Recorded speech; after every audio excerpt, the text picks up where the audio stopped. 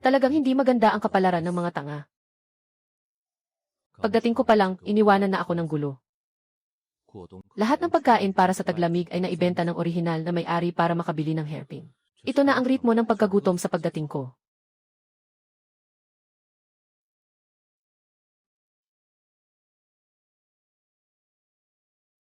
Hindi nagkakamali.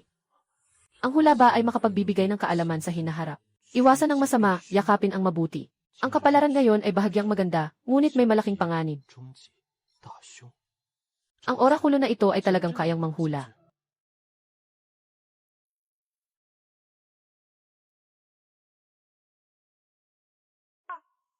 Inutusan ka ng tiyuhin na pumunta sa bulwagan para kumain.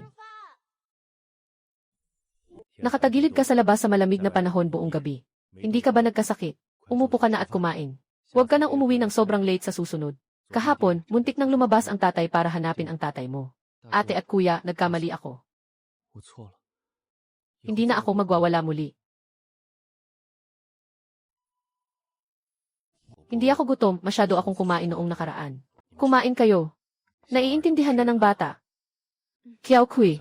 Alam na ng bata ang kanyang pagkakamali. Tungkol sa paghahati ng ari-arian, pag-usapan na lang natin yan kapag ikinasa na siya. Susundin ko ang ama. Ngunit talagang hindi na kayang ipagpatuloy ang buhay na ito. Kumain ka ng kaunti. Magtitiis hanggang taglamig. Okay na ang mga binti ko. Kapag nandyan na kayo, makakapaghunting na tayo sa bundok. Bubuti na ang buhay. Anong lasa ng inihaw na manok ni Tito?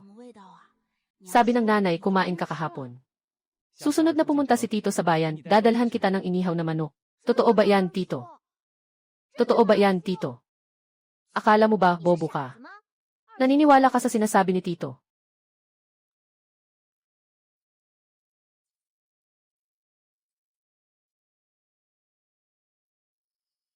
Huwag mong sabihin ganyan. Walang asal si Tito. Tay, pupunta ako sandali sa Little Black Mountain. Anong ginagawa mo sa maliit na itim na bulkan? Kakatapos lang ng snow. Mahira ang daan sa bundok. Huwag kang lalabas. Subukan mong magpaswerte. Kung makahuli ka ng ligaw na hayop, kakainin mo ang karne. Kung hindi, mag-ukit ka ng kahoy. Sinasabi mo lang ang mga walang kwentang bagay. Hindi ka marunong kahit magbuno, gusto mo pang manghuli. Xiao Chen. Mainit sa labas, isuot mo ang balabal ng aso ni tatay. Tatay. Babalik agad ako.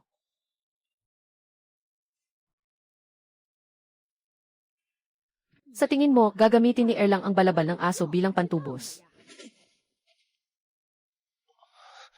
Talagang walang kwenta ang orihinal na may-ari. Nagdulot pa siya ng kabagsakan at kahihiyan sa akin. Kung makakatama lang ako. Isang karne ng dikya ay sapat na para sa matagal na panahon. Pwede ko pang ibenta ang balahibo. Kahit hindi naman ito ganun ang kamahal. Pero sapat na para masuportahan ang pamilya ng isang buwan. Pero hindi ako marunong magbusog ng pana. Sa ngayon, iwan ko na muna. Mas maganda pang manghuli na lang ng kuneho. Tama lang para sa akin ngayon. Kung mahuhuli ako, baka makuha ako ng iba. Tungkol sa panghuli, ng hari ng mga lobo para makuha ang balat. Ang matandang hari ng mga lobo ay hari din. Baliw lang ang gagawa ng ganyan. Hindi iyon panghuli. Iyon ay para maghatid ng gulay. Dapat nandito lang sa paligid ang nakasulat sa sign.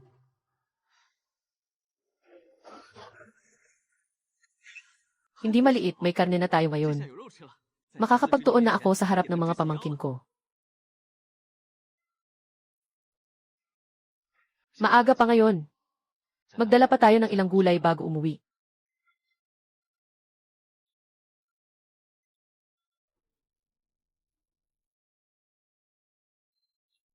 Jiang Chen, Jiang Chen. Ikaw nga, Jiang Chen. Wala ka namang sakit, di ba? Bakit umakyat ka pa sa bundok para mangolekta ng panggatong? Mukhang marami kang makukuha sa balat na ito. Sobrang lamig. Tara, pumasok tayo sa bayan at uminom para magpainit. Hahaha, ang jacket mong ito ay nagkakahalaga rin ng ilang pera. Mas mabuti pang ibenta na lang ito at bumili ng alak. Kung ayaw mong ibenta, wag mo akong hadlangan. Ah! Wow, isang malaking kuneho na higit sa 3 kilo.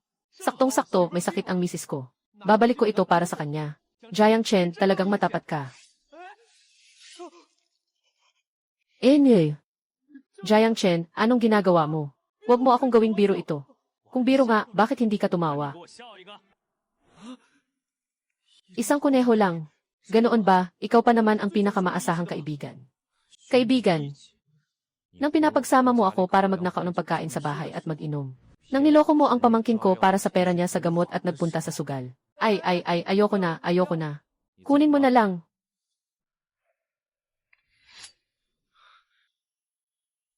Jiang Chen, nagkamali ako sa pagtingin sa'yo. Dahil sa isang kuneho, tinutukan mo ako. Akala ko kaibigan kita. Kumain, uminom, walang pinalalampas. Araw-araw pinapalakas mo ang loob ko. Ito ang tunay mong pagkakaibigan. Sige, wala na kaming makain. Hatiin mo sa akin ang iyong panahong pangtawid gabi. Tanggap kita bilang tunay na kaibigan. Kung hindi, umalis ka na lang. Ako si Jiang Chen, kahit na mahirap na ang pamilya ko. Pero may dangal pa rin ako. Sa tulong ni Jiang Chen, may lakas ka. Yung mga taong mapagkunwari at mapagsamantala na puro salita lang ang katapatan. Mas maganda kung lalayo ka pa. Sana lang, nagpadala si Gokian ng 50 na tao. Kung hindi, baka siya na ang makuha ng kuneho na yun.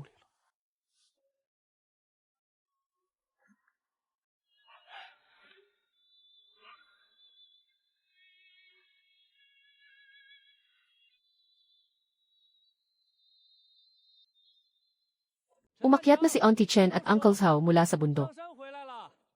Haha, hindi pa rin namatay sa lamig itong batang pasaway na to. Yung bumili ng pagkain sa bahay para ipalit sa alak at karne, nagagawa pa rin niya.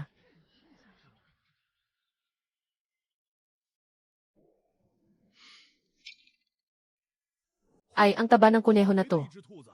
Saan kaya nakuha ng batang Jiang na to? Hindi pwedeng ako ang nakakuha niyan. Akala mo ba bulag si Uncle? Hindi ko pa rin madistinguish kung sino ang nakakuha o nakalakad. Ay! Katatapos ko lang makita si Son Jinmi na dinala si Chen Hua sa bahay mo. Sa tingin ko, pinuntahan nila para magbawi ng kasal. Di ka pa umuwi agad. Hindi pa nga nakakatanggap si Jiang ng asawa. Mukhang mababaliwala lang ang handaan ng kasal.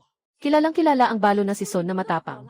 Talagang magbawi ng kasal Maaari bang bawiin ang regalo na naipadala noon? Yung ugali ni Biyuda Son. Mahirap nang makuha iyon. Bumalik ka na agad, Jiang. Magandang balita ang pag-atras sa kasal. Sige, babalik na ako para tingnan. 20 tael na pilak na dot. Hindi kayang gastusin ng karaniwang pamilya iyon sa isang taon. Talagang naakit ng demonyo ang may-ari ng hardin. Ang mag-inang ito ay parang isang butas na hindi mapuno. Ang kusang pag-atras sa kasal ay nakapagligtas sa akin ng abala. Mahal na biyenan, pag-isipan mo pa. Talagang nagbago na ang maliit na prinsipe. Maaga pa lang ay umakyat na siya sa bundok para manghuli. Manghuli? Sa tingin ko, nagnanakaw siya para makakuha ng alak at karne. Walang paligoy-ligoy. Ngayong araw, tinanggap ko na ang kasal. Noong una, binigay na natin ang dowry na napag-usapan natin. Ang usapan noon ay 20 ang naregalo. Walang pera, paano makakasa sa isang babae? Mag-usap pa kayo ng biyenan mo. Kung magpapalit kayo ng desisyon, masama rin ang reputasyon ng dalaga. Sino mang ikakasal sa'yo, sisisihin ka rin. Pero dahil sa mga kababayan, hindi naman ito walang pag-usapan. Ano mang hinihingi ng biyenan, sabihin mo lang. Pwede ang kasal. Kailangan ng dagdag na pera.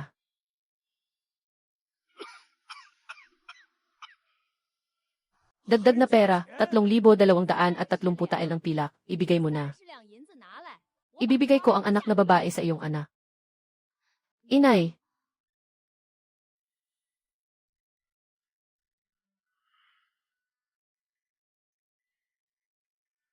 Pwede. Isang taon mula ngayon, dadalhin ko ang kasal na regalo para sa panliligaw. Tatay, saan tayo kukuha ng 30 tael na pilak? Huwag nang magsalita. Sa pagsisimula ng tagsibol, gagaling ako sa aking sugat. Papasok ako sa ikalawang itim na bundok at manghuli ng 2 wild boar, sapat na iyon. Tatay, may malaking oso sa ikalawang itim na bundok. Bingi, ang katawan mo ay parang naglalaro ng buhay at kamatayan kapag pumunta ka roon. Patay man ako sa mga buto kong ito, wala na akong pakialam. Kung hindi makapag-asawa ang kapatid ko, wala na akong mukha para harapin ang nanay mo. Kung talagang wala ng ibang paraan, benta na lang tayo ng 2 lupa. Talagang hindi ka pwedeng umakyat sa bundok. Nabaliw ka na, kung ibebenta natin ang lupa, magugutom ang pamilya natin. Kailangan talaga nilang magbenta ng lupa. Masyado pang mababa ang presyo nito.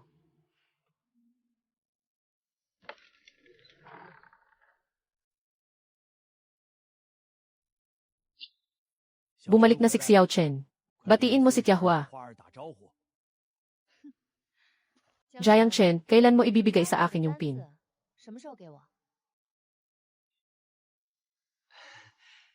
Hintayin mo, tiyak na ibibigay ko sa'yo.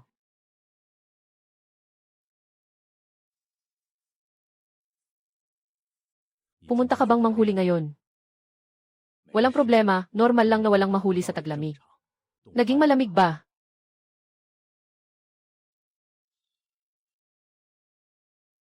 Swerte naman. Nakahuli ng isang kuneho. Ah! Ang laki nito.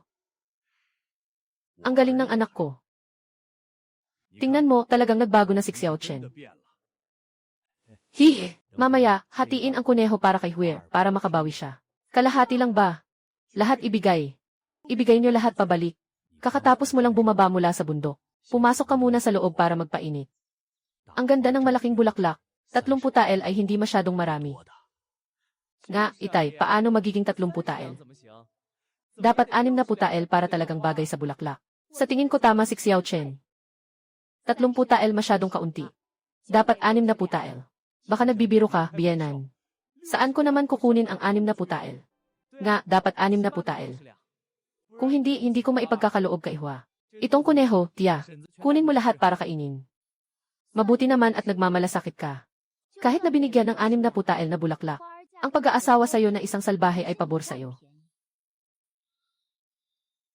Ano ang sinabi mo kanina? Tinawag mo akong salbahe. Sinabi kong salbahe ka, anong masama doon? Sobrang ayaw ko na tinatawag akong salbahe. Ayos lang kung hindi tayo magkaugnayan. Anong masama sa tawagin kang walang modo? Gusto mo pa bang magpakasal? Sasabihin mo pa bang papatayin kita ngayon? Talagang baliw ka. Hindi ko ibibigay ang anak kong babae sa'yo. Hintayin mo, kapag ikaw na ang humingi sa akin, hindi na 60 tael ang halaga.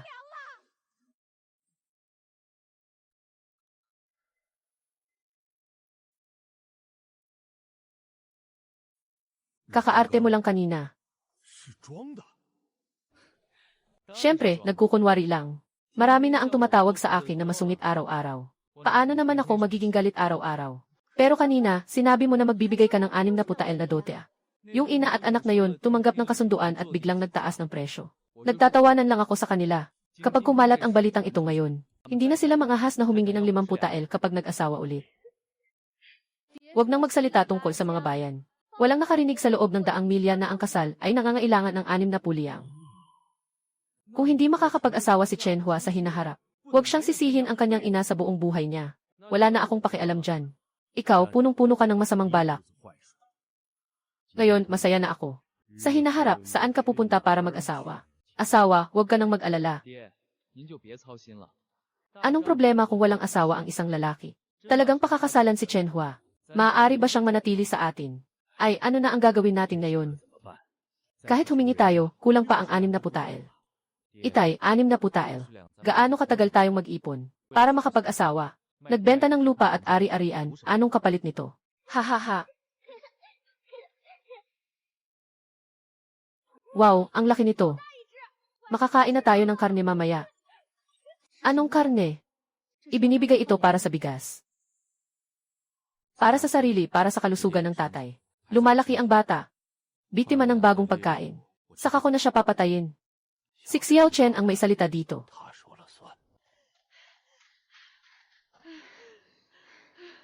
Sabi ni Niyang Jiang Chen, nakalimutan nating kunin ang kuneho. Gusto kong kumain ng karne. Ano bang minamadali, bukas tayo maghahanap ng tagapag-ugnay. Siguradong nakaluhod siya na humihingi ng tawad. Kailangan ng 80 tael ngayon.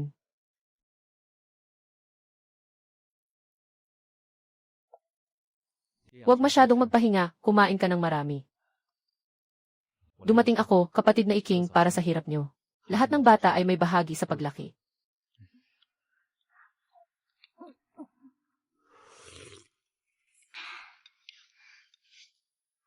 Sa wakas, nakakain na tayo ng karne. Hindi pwedeng masyadong mabilis na masira ang karakter na ito.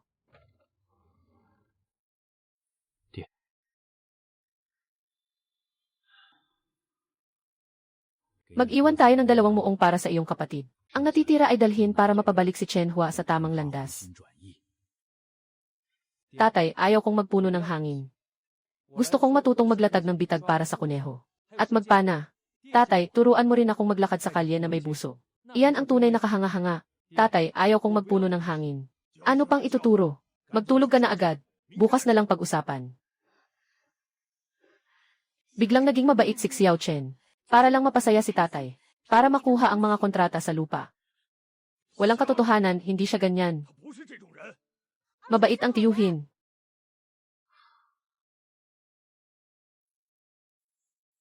Sa wakas, nagiging matuwid na ang batang ito. Talagang ibinigay ni tatay ang lupa kaya.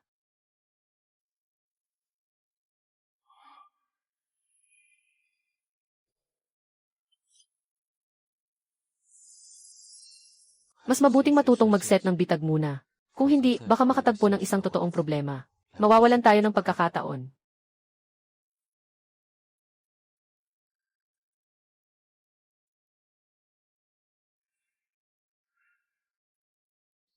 Tatay, ano ang ginawa ni Erlang sa kwarto mo kahapon?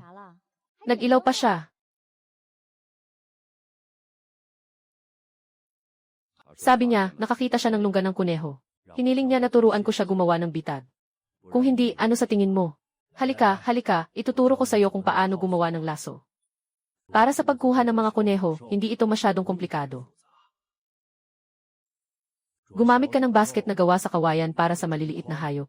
Isang hakbang, isang tama.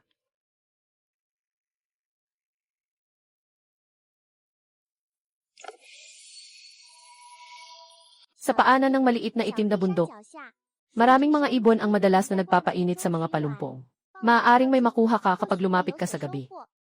Sa timog ng huling maliit na itim na bundok, mayroong usa na lumabas, walang dalang panghuli. Marahil ay may makukuha. Ang dating hari ng mga lobo ay napilitang pumunta sa hilagang bahagi ng Little Black Mountain.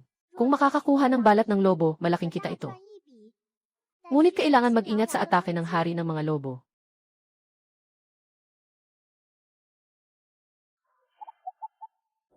Huwag magmadali sa hari ng mga lobo at usa. Sa ngayon, ang mga bundok na manok ang pinakaligtas. May dalawang nakabitin na tanda na hindi nagbago. Mukhang hindi umalis ang usa at ang hari ng mga lobo. Hintayin niyo akong matutong bumana. Wala kayong makakaligtas. Dinala ako ng tiyuhin ko para manghuli ng kuneho. Gusto ko ring sumama. Dadalahin ko kayo. Kailangan kayong makinig. Kung hindi kayo makikinig, ibabalik kayo agad. Siguradong makikinig kami.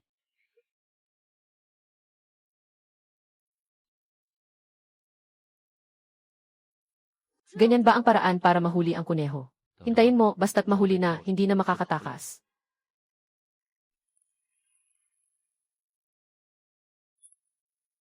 Mangolekta ng panggatong, wala namang masama, bababa tayo sa bundok.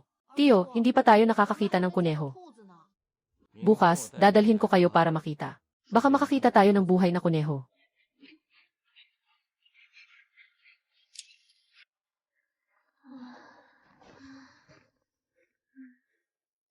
Hala!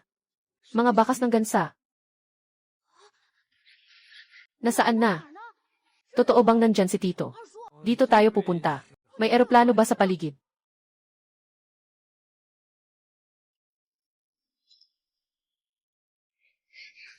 May mga balahibo ng gansa dito. Siguradong may gansa si Tito dito. Siya o yun, pumunta ka sa kaliwa. Pumunta ka sa kaliwa. Nengwen, pumunta ka sa kanan. Sabay-sabay tayong sumugod. Tandaan mong gamitin ang kamay para humuli.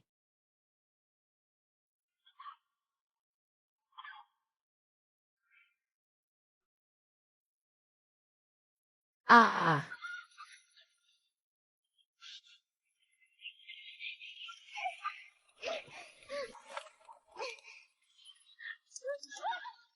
Tumakbo na ang labuyo, tumakbo na. Haha. Talagang magaling si Xiao yun. Sige, may sabaw ng manok tayo mamaya. Nakakuha pa ng ilang piraso. Walang anuman, sa susunod na lang ulit. May sabaw ng manok tayo mamaya.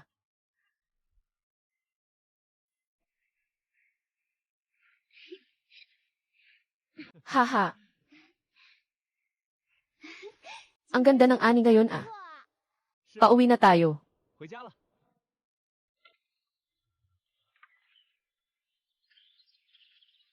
Ano nang sinasabi mo? Ang saya-saya naman.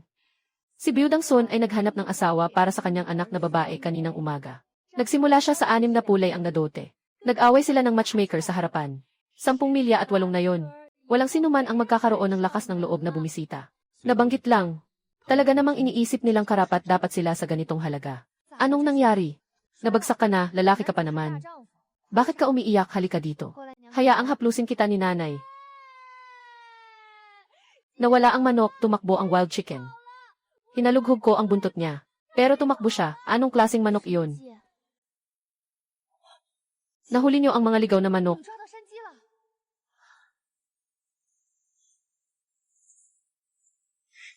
May 4 na piraso. 4 nga, si Tito lang ang nahuli ng 3. Totoo ngang may 4. Paano niya nahuli yon? Mahirap talagang mahuli to ng mga mangangaso.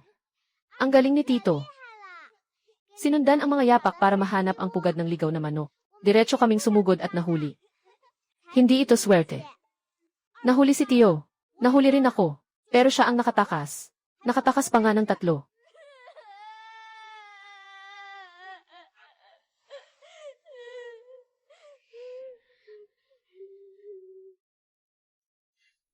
Anong plano mo sa manok na to, Erlang? Ipapalit namin sa bayan para sa pagkain.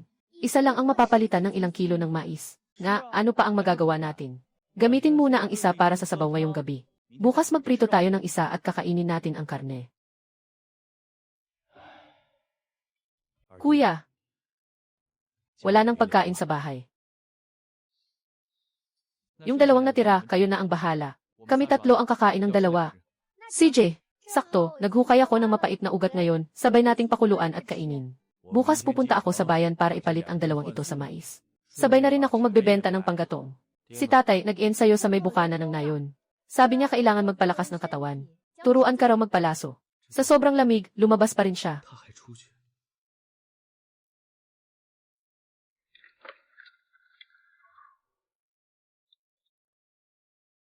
Anong problema sa malamig na panahon? Matibay pa ang katawan ko. Lolo, tingnan mo, maganda ang nahuli ni second uncle na manok bundok. Pero ang pangangaso, hindi lang yan swerte-swerte. Huwag kang masyadong magyabang. Pumili ka ng pinakamalaking isa at iluto mo para pampalakas kay tatay. Tingnan mo yung ugali mo. Kain na, haha.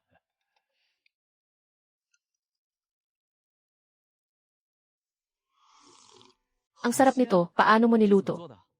Nilagyan ko lang ng kaunting asin, wala nang iba.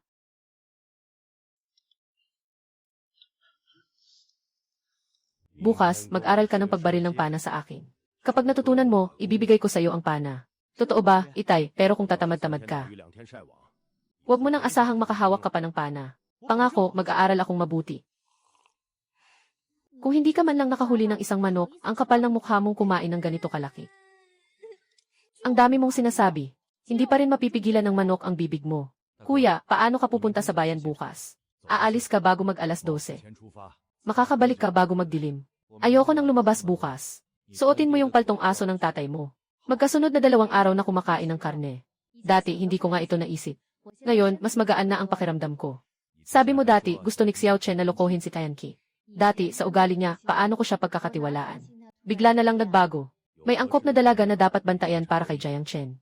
Kung si Erlang ay makakakuha ng biktima araw-araw, hindi ko na kailangang magtanong. Sila na mismo ang pumunta sa bahay.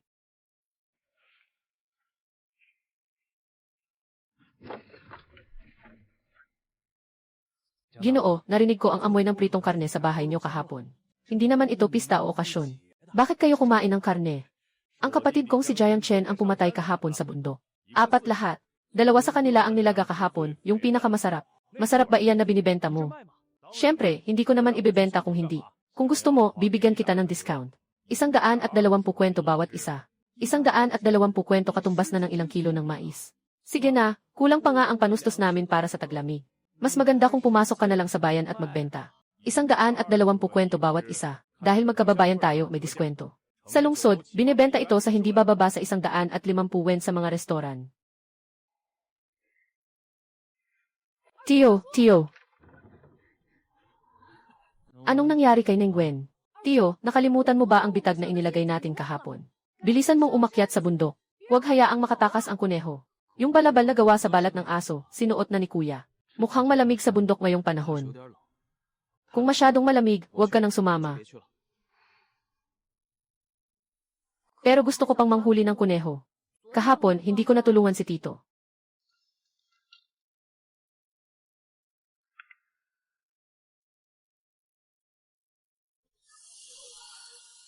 Nandito. Sa tuktok ng Xiaojik Xiaoheshan. 25 taong gulang na Tianma ang hinog na. Sa timog ng Xiaoheshan, may mga hayop na naglalabasan. Malaking dibdib. Ang Wolf King na pinalayas mula sa kawan ay nasa hilagang daan ng maliit na itim na bundok. Gutom na estado. Napakadelikado. Ang Tianma ay mahalagang halamang gamot. Hindi pa kayang harapin ng mga sikadir ito. Mas delikado ang gutom na matandang lobo. Ngunit kung mamatay siya sa gutom, baka makakuha tayo ng balat ng wolf ng libre. Ang lakas ng hangin ngayon. Hindi mo kayang tiisin ang pag-akyat sa bundok. Kaya ko iyon. Sige, sumunod ka sa akin. Pupunta ba si Xiao yun? Umalis na rin ang nanay. Nandito ako sa bahay para alagaan si Lolo. Tay, aakyat muna ako sa bundok. Ang lamig-lamig, bakit ka aakyat ng bundok? Yung mga bitag na inilagay ko kahapon. Titingnan ko kung may nahuli.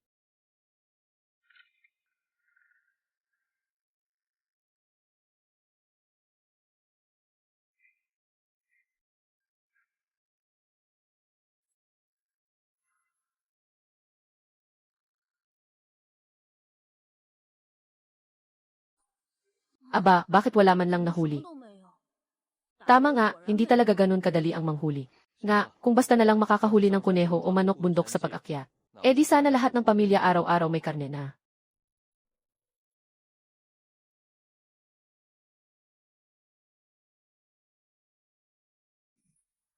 Narinig ko na ibinenta ng pangalawang anak mo ang mga suplay ng pagkain sa bahay.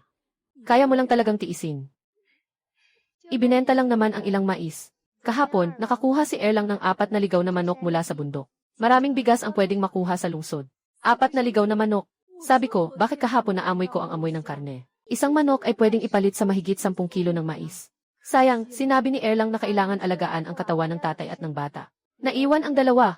Pinakuluan para kainin, pangunahing dahil magaling si Erlang sa ating pamilya. Sumasabay lang ako sa kanyang swerte. Hindi ko akalain na may ganitong kakayahan si Xiao Chen. Sa hinaharap, tiyak na magiging tanyag na manghuli sa 10 bayan.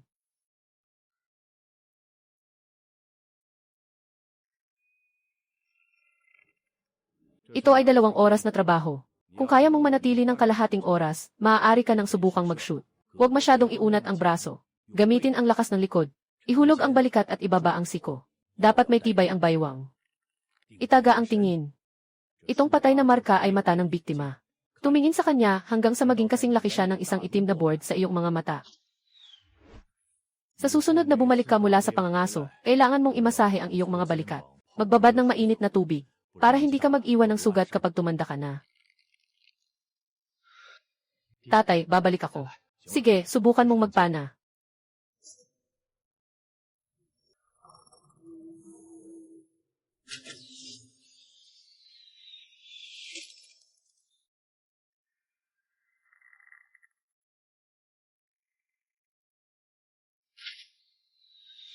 At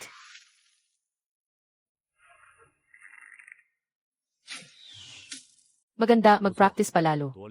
Kaya kong gawin ang ilan sa mga galing ko. Ibigay ko ito sa iyo, alagaan mo siya ng maayos.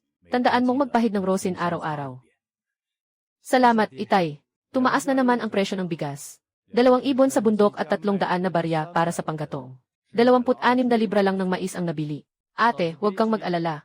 Bukas, aakyat ako sa bundok. Ibinigay sa akin ni Itay ang pana.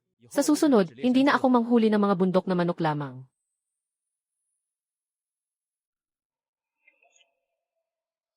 Mukhang 1 beses lang ito sa isang araw. Lang.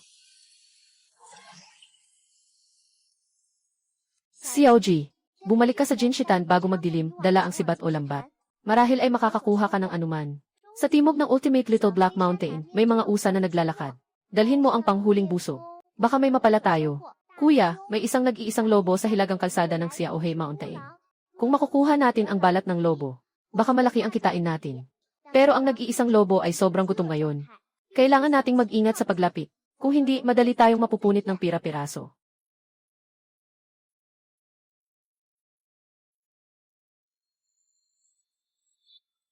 Isang malaking isdang malapit ng mamatay. Hindi nakapagtataka, sisiw nga. CJ, ang plano natin ngayon ay sumakay sa kabayo at manghuli ng isda.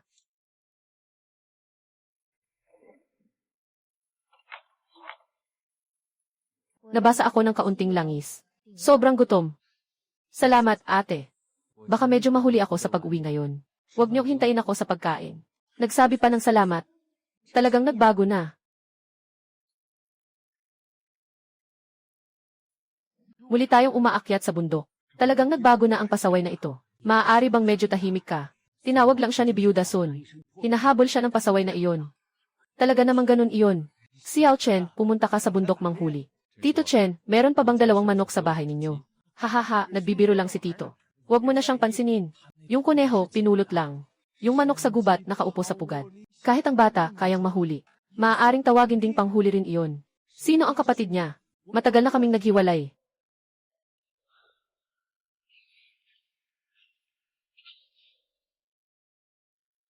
Kailangan nating pumunta sa bundok na iyon. Tama ang nakasulat sa singboard. Talagang nandito nga.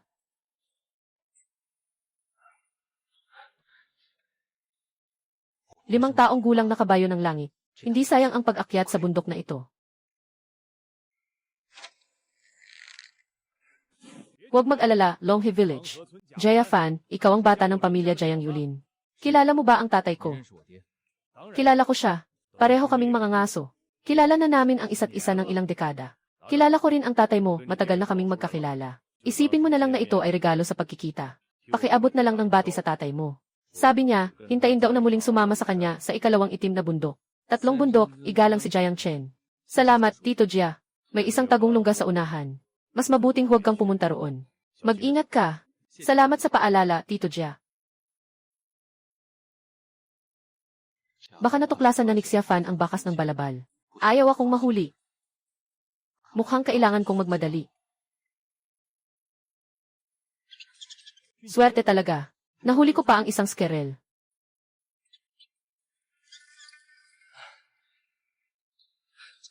Nakakaawa ka naman. Sige, palayain na kita.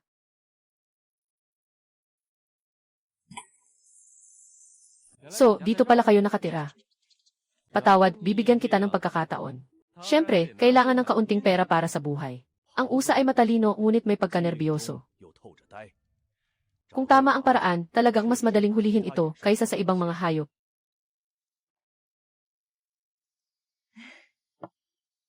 Una, kumain ka ng nilutong bigas na mais. Okay din ang bigas na ibinabad sa sabaw ng isda. Yung manok, bukas na lang natin kakainin. Kung hindi, hindi natin ito maubos. Kumain ka na, kumain ka na. Tandaan mo ito. Basta makita mo ang bakas ng damit. May 30% kang sansa na mahuli. Ang problema, masyadong mahina ang iyong espada. Sa 5 pulgada, sigurado akong hindi makakatama ang iyong pana sa balahibo ng damit.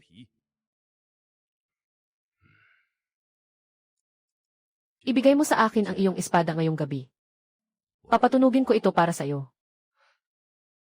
Okay. Kumain ka, Lolo. Kumain ka, Itay. Uminom ka ng maraming sabaw ng isda. Mabuti ito para sa sugat sa binti. Hihe. Okay.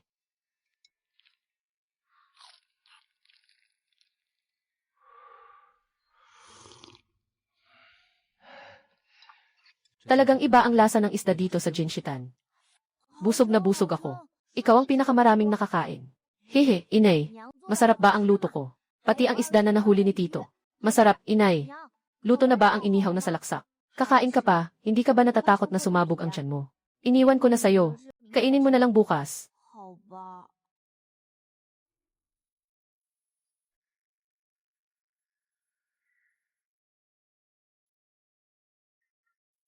Tito. May naghahanap pero dati wala siyang kaibigan. Maliban sa mga pasaway, karamihan sa kanila umiwas sa kanya. Hindi kaya nawala siya ng respeto kahapon sa Zhangsanpo. Kaya ngayon, bumalik na naman para maghiganti. 2 buhay. Naranasan ko na ang kahirapan pero hindi ako nagpatinag. Paulit-ulit na nagkakaroon ng gulo. Akala mo ba ako'y madaling masira?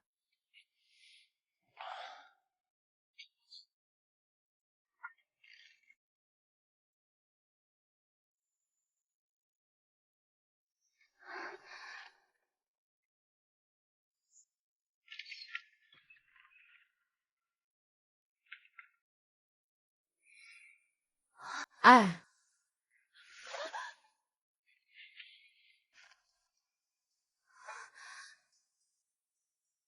Bitawan mo. Ah, oh. Anong balak mo?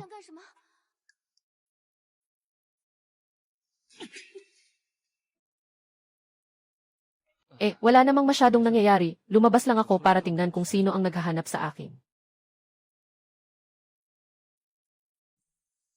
Anong nangyayari dito? Akala ko yung mga pasaway ang nagkakalat ng gulo. Hindi ko akalain na may magtatanong sa pangalan ng dalaga.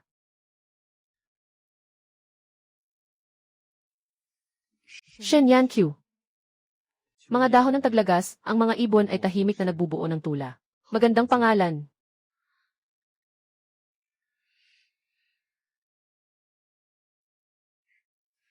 Lang, mukhang madalas ka na sa lungsod.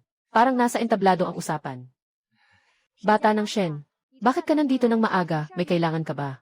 Narinig ko na nahuli ni Jiang Chen ang isang isda kahapon. May sakit ang tatay ko kamakailan. Gusto kong makakuha ng isda para sa sabaw upang mapalakas ang katawan niya. Narito ang 2 kilo ng mais. Pwede bang makuha ng kaunting laman malapit sa buntot ng isda? Akala ko ay pinalitan ng karne ng isda. Pero gaano ba karaming laman ang buntot ng isda? Puro tinik pa. Kakatapos ko lang putulin ang ulo ng isda. Sakto lang para sa sabaw. Ate, sobra-sobra ito. May mga laman pang natitira dito. Kung ibibigay mo, tatanggapin ko. Anong klaseng pagkamagalang sa isang baryo?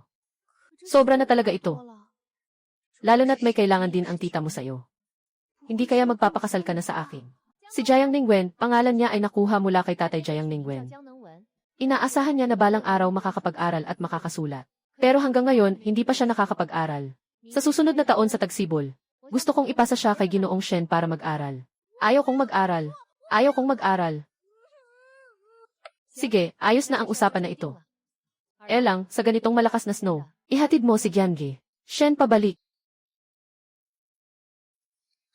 Hindi na. Walang anuman, okay lang. Saktong-sakto, handa na rin akong umalis. Sabay na tayo. Hayaan mong ako na ang magdala nito. Natatakot ka sa akin? Hindi. Wala akong takot. Kaya lang, naiisip ko na iba ka sa sinasabi ng mga tao. Ano bang sinasabi ng mga tao tungkol sa akin? Eksan, makulit. Sinasabi lang nila na walang modo. Hindi ko naman sinabi yon. Ano ang totoo? Eksan, medyo mabagsik. Pero marunong naman siyang makisama at manghuli. Isang taong may kakayahan. Nakapag-aral ka ba? Nakabasa ako ng kaunti. Nararamdaman ko na ikaw ay talagang bagay na bagay sa pagbabasa. Ang mga sinasabi mo ay mga narinig mo sa entablado. Ang makaalala ng mga ito ay talagang kahanga-hanga. Nandito na ako, Itay. Bakit bumangon ka? Nilagnat lang ako ng kaunti. Hindi naman ito ang katapusan ng mundo. Hindi naman pwedeng matulog sa kama araw-araw. Bakit ka lalabas ng maaga sa gitna ng niebe? Narinig ko may nahuli sa nayon na malaking isda. Kumuha ako ng mais para ipalit sa ulo at buntot ng isda. Para sa iyo, magluluto ako ng sabaw para sa kalusugan mo. Uy, Cure. Talagang nahihirapan ka na, ano? Ang laki ng ulo ng isda.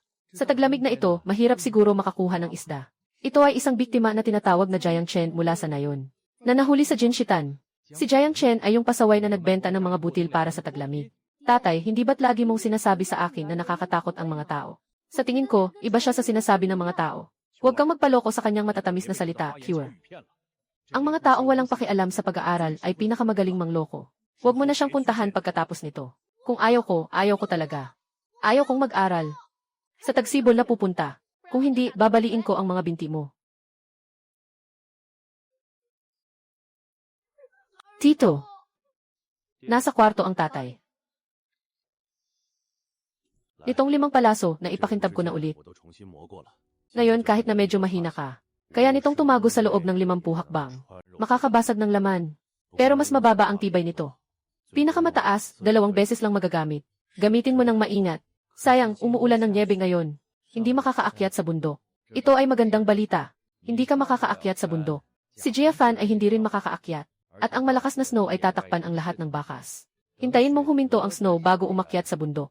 Kailangan niyang muling hanapin ang bakas ng robe. Ito ang iyong pagkakataon. Nga, si Jia Fan ay marunong magtago ng bakas. Ako, hindi lang. Kumusta naman ang anak ng pamilya Shen? Nahihiya pa siya kay ate.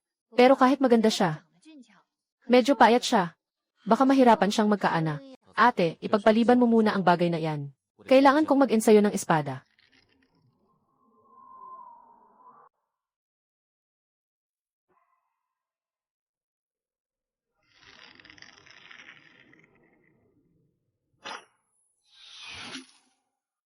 Mas maging matatag ang kamay.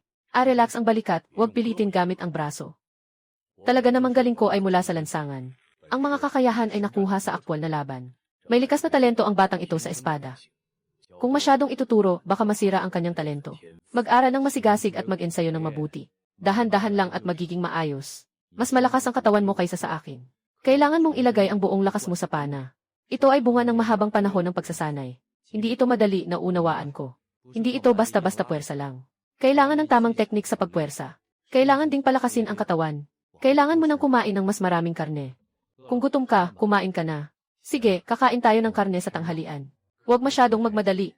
Baka mawala na naman ang interes ng batang ito. Baka bumalik siya sa dati niyang asal. Umulan ng malakas na nyebe ng 2 araw.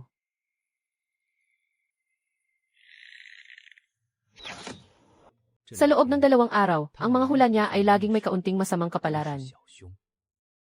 Unang araw ng pag-sign. Isang fox na naghahanap ng pagkain sa Little Black Mountain.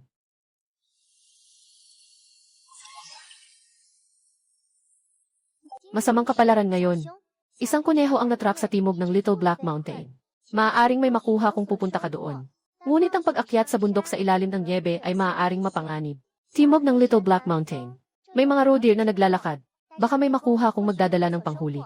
Ngunit ang pag-akyat sa bundok sa ilalim ng nyebe ay maaaring magdala ng panganib. Ang mabangis na hari ng mga lobo ay ilang araw nang hindi kumakain. Kung makakakuha tayo ng balat ng lobo, baka makakuha tayo ng malaking kita. Ngunit ang pag-akyat sa bundok sa ilalim ng nyebe ay maaaring magdala ng panganib.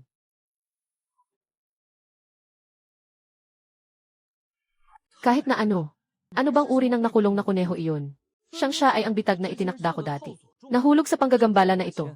Parang pinagsakitan ako. Ay, kalimutan na. Kung nasayang ang pagkakataon, nasayang na. Sa totoo lang, hindi naman ako makakaakyat sa bundok ngayon. Mula sa malaking oso naging katamtamang oso. Mukhang talagang wala siyang nahanap na makakain sa maliit na itim na bundok. May sugat na. Mukhang wala ng gaanong buhay. Kapag huminto na ang snow, baka makakuha tayo ng buo at magandang balat ng wolf.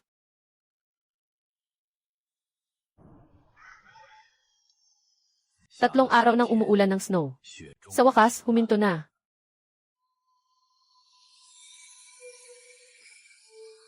Ngayon, maayos ang kapalaran. May kaunting yelo sa altar ng mga bato. Kung mababasag ang yelo, maaaring may mga karagdagang benepisyo. May mga usa sa timog ng maliit na G at maliit na he. Kung dadalhin ang panghuli, maaaring may makuha. Ngunit hindi pa natutunaw ang nyebe. Maaaring mahirapan sa paglalakbay. Ang hari ng mga lobo ay hindi kumain ng ilang araw na. Kung makakakuha ng balat ng lobo, maaaring malaking kita ito. Ngunit mag-ingat sa huling pagsabog nito.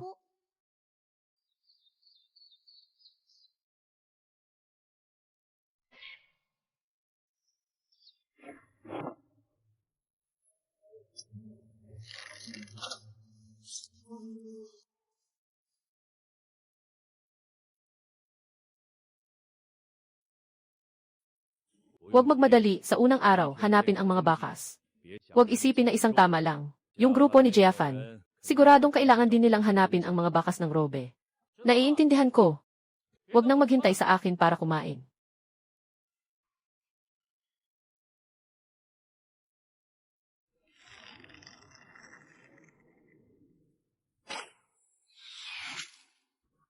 Mas maging matatag ang kamay mo. Huwag gumamit ng braso para sa mabigat na pasanin. Ako'y nagmula sa simpleng buhay. Ang aking kakayahan ay nakuha sa aktwal na karanasan. Ang batang ito ay mailikas na talino sa espada. Kung masyadong maraming ituturo, baka masira ang kanyang talento. Mag-aral ng mabuti at mag-ensayo. Dahan-dahan lang at makakamit mo ito. Mas malakas ang katawan mo kaysa sa akin. Kailangan ilagay ang buong lakas sa pana. Ito ay bunga ng mahabang panahon ng pagsasanay. Hindi ito madali, naiintindihan ko. Hindi ito basta-basta puwersa lang. Kailangan mag-practice ng tamang teknik. Kailangan din palakasin ang katawan. Kailangan kumain ng mas marami. Kung gutom, kumain tayo. Kumain tayo ng karne sa tanghali.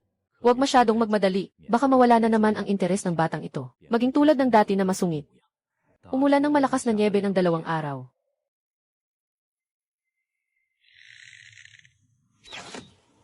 Sa mga nakaraang araw, ang mga hula niya ay laging masama.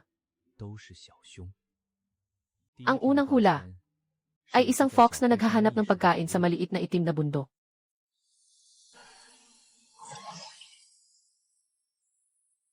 Medyo malas ang kapalaran ngayon.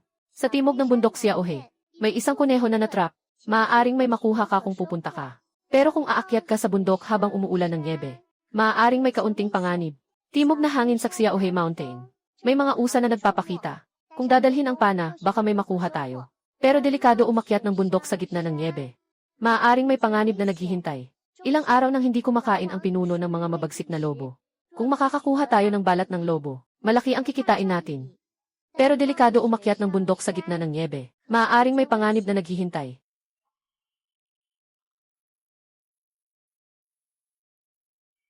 Putang ina. Anong nakakulong na kuneho? Malinaw na ito ang bitag na ginawa ko dati. Nadapa sa peke nitong kawad. Parang niloloko lang ako. Hay naku. Sayang ang isang pagkakataon, sayang. Anyway, hindi naman talaga ako makakaakyat sa bundok ngayon. Mula sa malaking oso hanggang sa katamtamang oso. Mukhang talagang wala siyang nahanap na makakain sa maliit na Black Mountain. May sugat na siya. Baka wala ng pag-asa pang makabangon. Hintayin na lang na tumila ang niebe. Baka makakuha pa siya ng isang buo na balahibo ng lobo. 3 araw na ang ulan ng niebe. Sa wakas, tumigil na rin.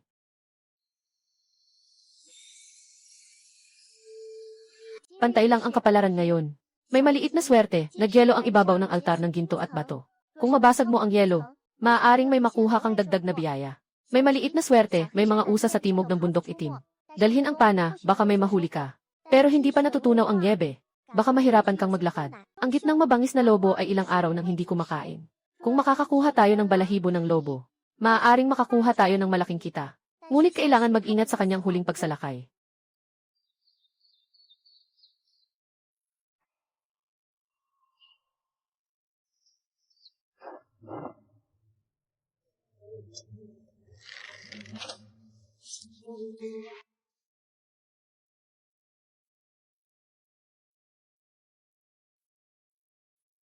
Huwag magmadali, sa unang araw ay hanapin ang mga bakas. Huwag isipin na isang tama lang. Si Jia Fan at ang kanyang grupo, tiyak na kailangan ding hanapin muli ang mga bakas ng robe. Naiintindihan ko. Huwag mo akong hintayin para kumain.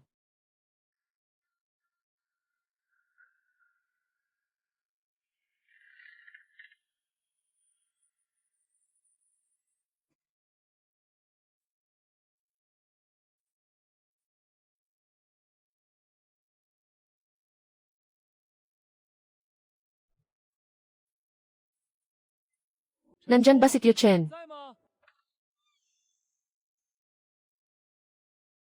Jiang Chen, anong ginagawa mo dito? Haha, Kuya Chen. Kakatapos ko lang manghuli ng usa. Dala ako ng karne para sa inyo. Swerte mo talaga. Si Elang ng pamilya. Pumasok ka, Tio Chen. Hindi na ako upo. Nandito ako ngayon para humiram ng asno niyo sa isang araw. Bukas, pupunta ako sa bayan. CJ, ipapagawa ko kay Yutang ang karwahe. Bukas ng umaga, dumaan ka lang para kunin ito. Salamat, Ginoong Chen. Tatay, bakit mo siya pinahiram ng sasakyan? Ang hirap maglakbay sa taglamig. Paano kung masaktan ang asno? Tinanggap mo na ang karne. Hindi ba ako pwedeng manghiram? Bakit nagmamadali, hindi ko siya pinaniniwalaan na laging swerte? Ang laki ng kanyang mga gastos. Ano man ang kayamanan, hindi ito sapat para sa pagkasira, hintayin mo lang.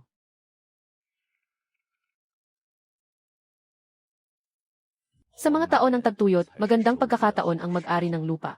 Ngunit ang mga nagugutom na mamamayan, paano nila maunawaan ang mga bilang? Kung susundin ang interes na 9 na labas at 13 balik. Karamihan sa mga lupa na nakapangalan dito ay dapat na sa pamilya Chen na. Ang tanging nakakalungkot ay, ang pinakamayabong na 2 ektarya ng lupa sa nayon, ay nasa kamay pa rin ni Jiang Yulin. Ang pakinabang ng 9 na labas, 12 ang uwi. Naghihintay lang na lusubin ng tagtuyot ang mga sakahan ng mga tao. Ngayong taon, malamang na kumita ng sobra ang pamilya Chen. Ganito na ang takbo ng mga taon. Hindi ito kayang baguhin mag-isa lang ng isang tao.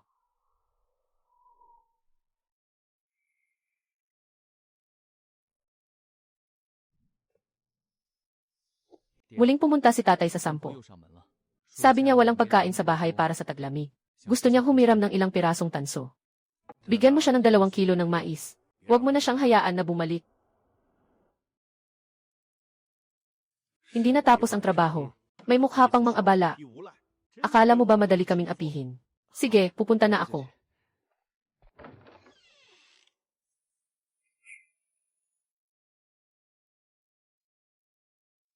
Mabait ang aking ama. Ito ang gantimpala mo. Huwag ka nang bumalik.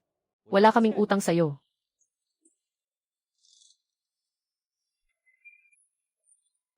Chen Erje. Noong una, sinabi natin na ipapabenta ko kay Jiang Chen ang Kiaoliang. Bigyan niyo ako ng 1 o 2 pilak. Hehe, magpakatotoo ka sa iyong mga pangarap. Kung wala kang lupa, saan ka kukuha ng pilak para sa'yo? Pero hindi naman ito kasalanan ko. Ginawa ko na ang makakaya ko. Magsimula ka nang umalis, wag nang makialam. Kapag bumalik ang kuya ko, hindi na ganyan ang mangyayari.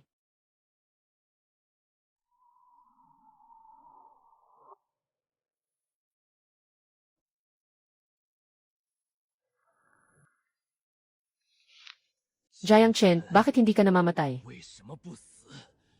Dahil sa'yo, napunta ako sa ganitong sitwasyon.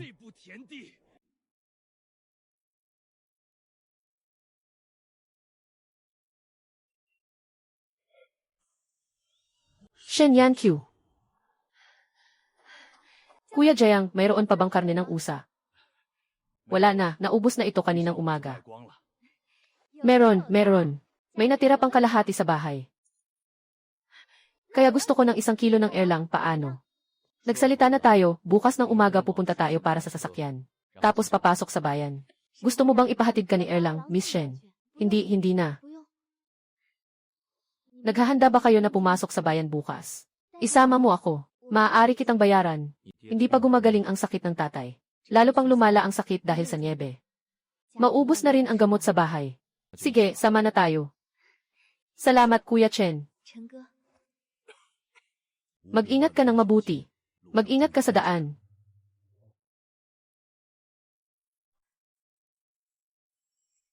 Miss Shen, parang may gusto ka kay Jiang Chen namin.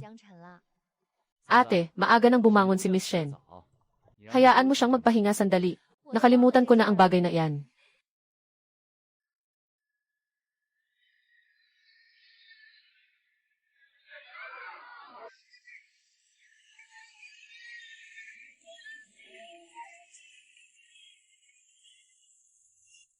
Dalhin mo si Shen sa pawn shop para kumuha ng gamot.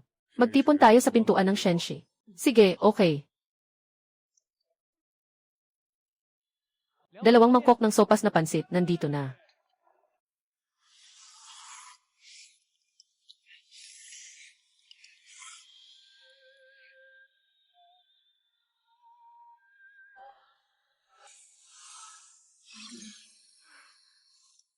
Buti na lang, ako lang ang nakakakita.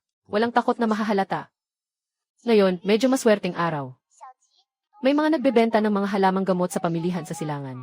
Kasama dito ang isang hindi kilalang ligaw na ginseng. Sa pangunahing kalye sa kanluran, may nagbebenta ng mga panghuli na kutsilyo. Pagkatapos bilhin, may makakamit na benepisyo.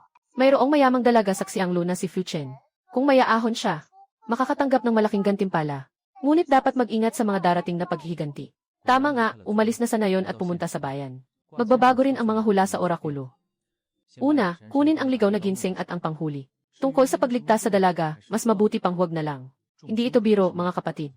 Maaari pa tayong maghiganti. Kumain na ako. Sige, pumunta na tayo sa pawn shop.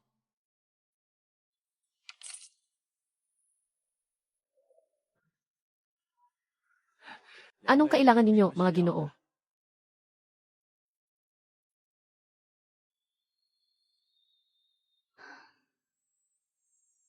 Sinaunang pilak na may bulaklak na disenyo. May mga perlas at mga piraso ng agate na may bitak. Nagsisinungaling ka, ito ay talagang maganda.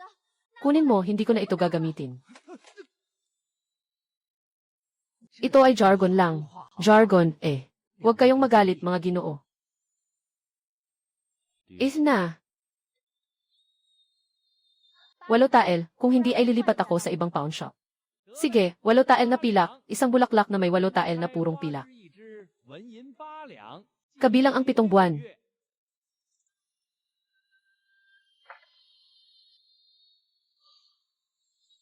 Nasa East Market ang botika. Sige, maglibot muna tayo sa West Market. Gusto mong mag-isip ng pera ng sobra. 2 lay ang napilak. Sa talisman nakasabit ang kutsilyo. Nahanap na natin. Salamat sa'yo kung hindi ka nandito. Baka hindi ko makuha ang ganitong halaga. Sinasabi lang ang salamat, walang gaanong sinseridad. Paano kung imbitahan kita sa lambing na noodles? Nasa silangan ang botika. Sige, maglibot muna tayo sa kanluran. Parang nababaliw ka na sa pag-iisip ng pera. 2 tael ng pilak. Yung kutsilyo sa nakasabit. Nahanap na ito. Bakit ganito ang itsura? Ito ay kutsilyo na iniwan ng aming ninuno. Matagal lang nakalagay kaya naging kalawangin. Magkano ang benta? 2 tael ng pilak. Ganito kasira na kutsilyo. 2 tael, kahit 2 sentimo ay sobra na, hahaha.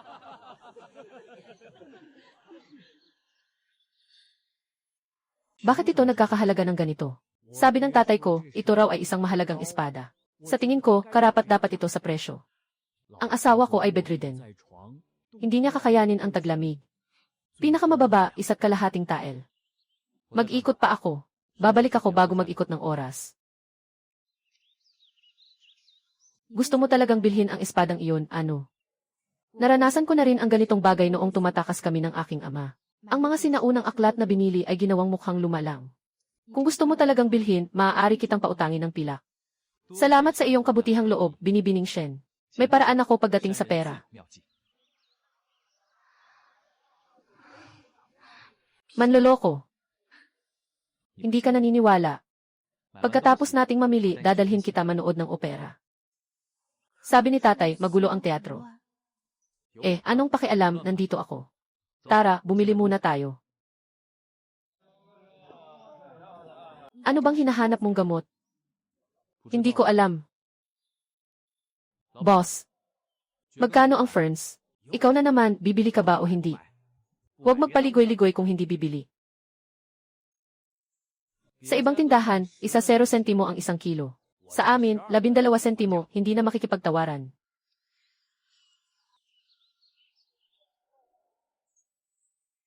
Tama nga, nandito ang ligaw na ginseng.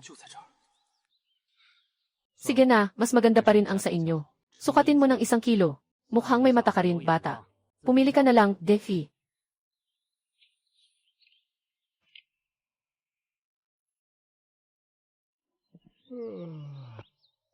Hindi kasing ganda ng nauna ang bulaklak na ito. Mas mahal pa ng 2 barya. Bakit dito ka pa bumili? Si Tio Jayang ay nagkasakit. Bakit ka bumili ng bulaklak? Walang may sakit sa bahay. Kilala mo ba ang mga gamot? Nakabasa na ako ng ilang aklat medikal. Ang ligaw na bulaklak ay nakakatulong sa 5 organo, tiyan, at nagpapalakas ng dugo at enerhiya. Walang may sakit sa inyong bahay. Bakit ka bibili nito? Tingnan mo kung aling halaman ang kakaiba. Ito ay ligaw na ginseng. Paano mo ito nakilala? Nakatayo lang ito doon. Lumaki ako sa bundok mula pagkabata. Mayroon pa rin akong kaunting pananaw. Ano na ang nangyari sa tiwala? Ngayon, naniniwala ka na makakakuha ako ng pera para bumili ng kutsilyo, di ba? Mukhang lahat ng mga sabi-sabing wala kang alam ay hindi totoo. Sa wakas, makakalaya na ako sa mga walang modo. Pero mukhang totoo ang pagiging malandi at walang hiya. Ito ang pinakamalaking kasamaan na nagdadala ng kasamaan. Sige, punta na tayo sa botika. Tagapamahala, maghanda ng gamot. Para sa 10 araw. Sige, 8 pilak.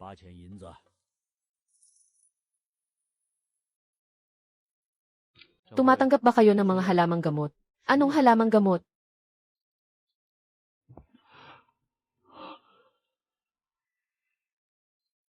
Sariwang gastrodia muna. Isa pa itong kambal na puno. Maswerte ka talaga. Dahil sa tingin ng may-ari ay kakaiba. Bigyan mo na ng makatwirang presyo. Hahaha. Kargamento na 5 taon na. 2 ipinanganak para sa swerte. Paano kung bigyan kita ng 1/2 pera? Mabait ang may-ari. Kaya ilabas mo rin ang nasa yakap mo para makita natin.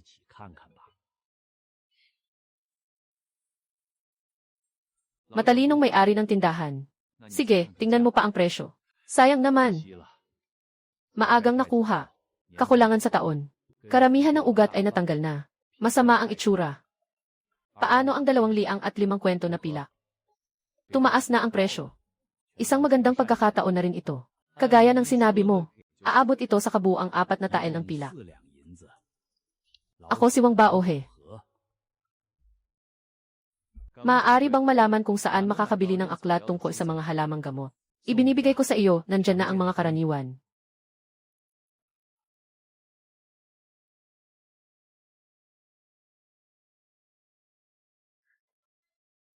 Sige, bumili ka na ng kutsilyo. Manood pa tayo ng palabas.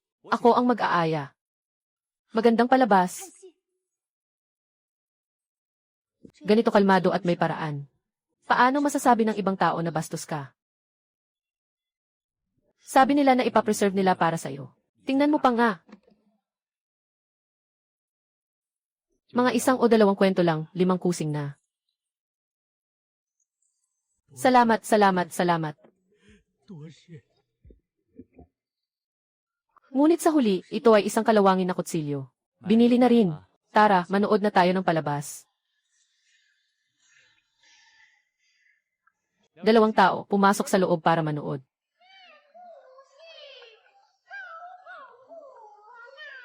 Anong palabas ang kinakanta? Kanta mula sa ika-4 na bahagi ng Jinyong na pagpatay sa mga taksil.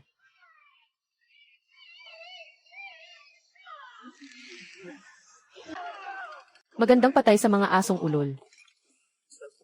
CJ.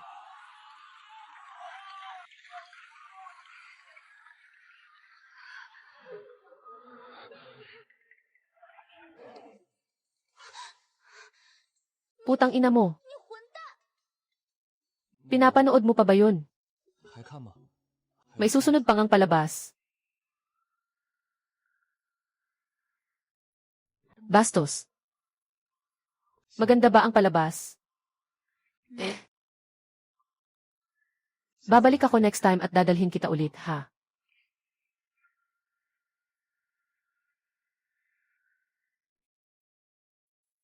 Dagdagan mo pa ang apoy. Dapat makuha na natin ito.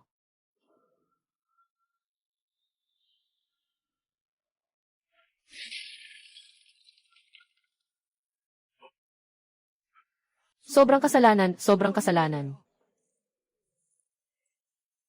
Tulungan mo ako. Kapatid, tulungan mo kaming dalhin ang pagkain sa pintuan ng lungsod. Bakit bumili si Janvi? Siya ng napakaraming pagkain. Kalahati nito ay binili ko. Hindi ba't sinabi mong ako ang bibili ng pagkain? At napakawalang ingat. Talagang napakawalang ingat. Saan ka kumuha ng pera? Mga halamang gamot na kinuha sa bundok. Ibinenta ko, sapat na ito. Itago mo ang natirang pera. Sa'yo na lang yan. Magsimula na tayong umuwi.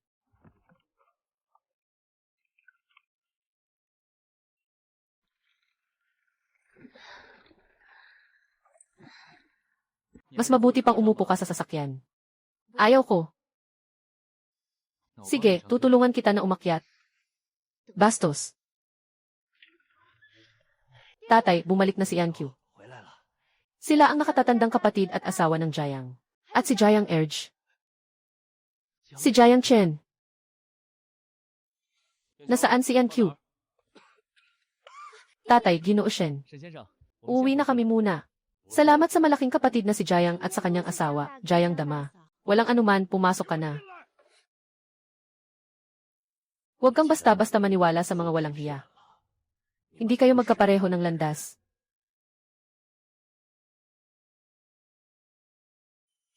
Mukhang hindi masyadong gusto ni Ginoo Shen si Xiao Chen. Sino ang magugustuhan sa reputasyon ni Erlang noon? Mahirap ang mag-asawa ng dalaga mula sa pamilya Shen.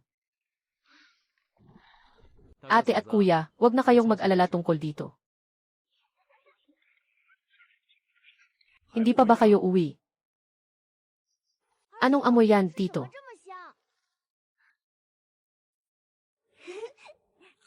Magsiuwi na kayo agad. Madilim na mamaya.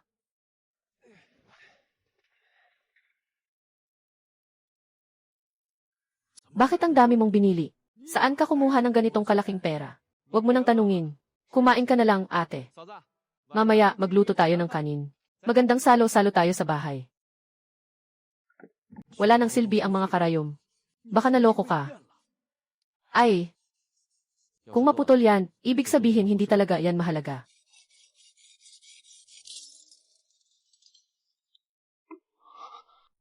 ₱5,000 kada liang ano? Ikaw talagang magastos ka. Ang 1,500 wen ay sapat na para mabuhay ang buong pamilya buong taglamig. Itong kahon, gawa sa mabaong kahoy, baka abot ng 1 o 200 wen ang halaga. Kalawang na ang kutsilyo. Paano magiging buo pa ang kahon? Siguradong nasa loob ng kahon ang mahalaga.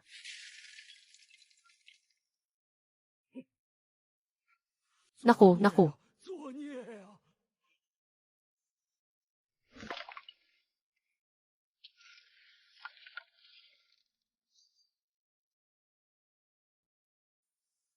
Kumita ng 3 leang na pilak.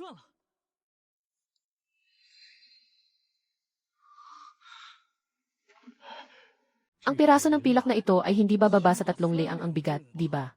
Tatay, mahalaga ito. Hindi ito piraso ng pilak. Ito ay ang mga salita sa itaas. Ito ay isang sining ng pakikipaglaban. Beng Li Quan. Sumama ka sa loob ng bahay.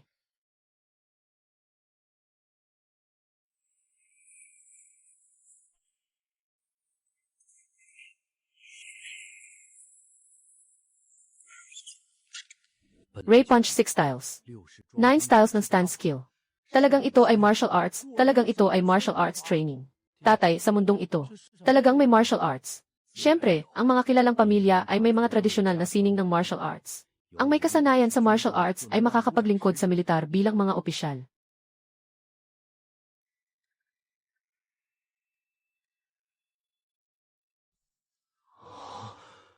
Hindi nakapagtataka na sinasabi nilang mahirap ang mga manunulat at mayayaman ang mga mandirigma. Sino bang karaniwang tao ang makakapag-alaga ng mga mandirigma? Balak kong ilabas ang mga teknik para makapag-aral din ang kuya mo. Kahit ikaw, makakapag-ehersisyo ka para sa kalusugan mo, di ba? Bata, talagang nagbago ka. Sige, gagawin natin ayon sa sinabi mo. Agad mong tawagin ang kuya mo. Kung gusto mo, ikaw na muna ang mag-practice gamit ang kalahating usa sa bahay. Ayos lang po, itay. Bago isara ang bundok, aakyat pa ako ng ilang beses. Sapat ang mahuhuli kong hayop.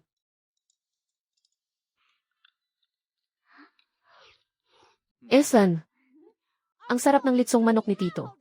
Gamit pa ang kahoy ng camphor. Ipagawa lang sa karpintero, magagamit pa.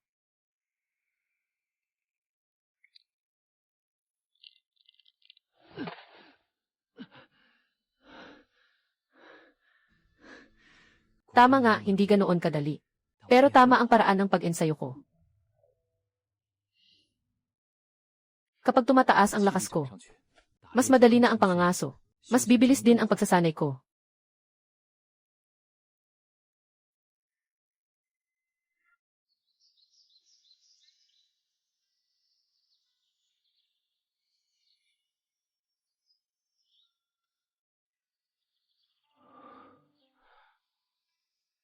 Totoo ngang epektibo.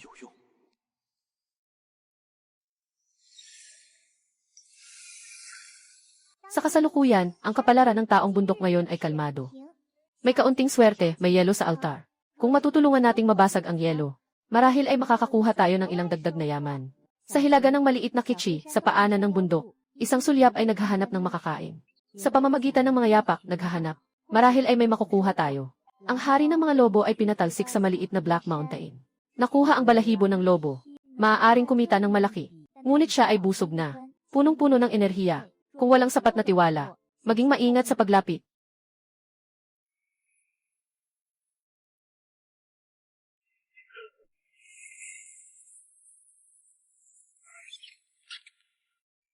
Purong puti, walang halo. Ang balat na ito ay maaaring ibenta ng 7-8 tael ng pilak. Ang balahibo ng fox ay paborito ng mga mayayamang tao. Ang presyo ng puting fox ay doble na. Ang layunin ngayon ay manghuli ng fox. Ate, maghanda ka ng kaunting pagkain. Kakain ako at aakyat sa bundok, ayos lang.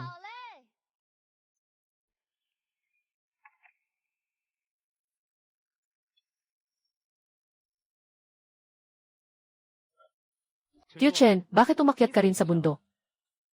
Kasi, nakapatay ka ng usa. Sabi ng misis ko, parang nag-aaksaya lang ako sa bahay. Ay naku, mas mabuti kung magkasama tayo. Tutulungan kita, pamangkin. Ikaw na ang pumili ng biktima. Sige na, mag-ikot lang ako. Tutulungan si Tio Chen na umakyat sa bundok.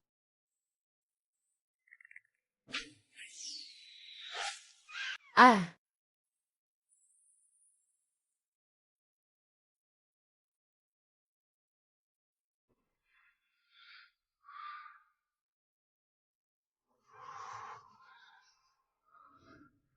Nandito na.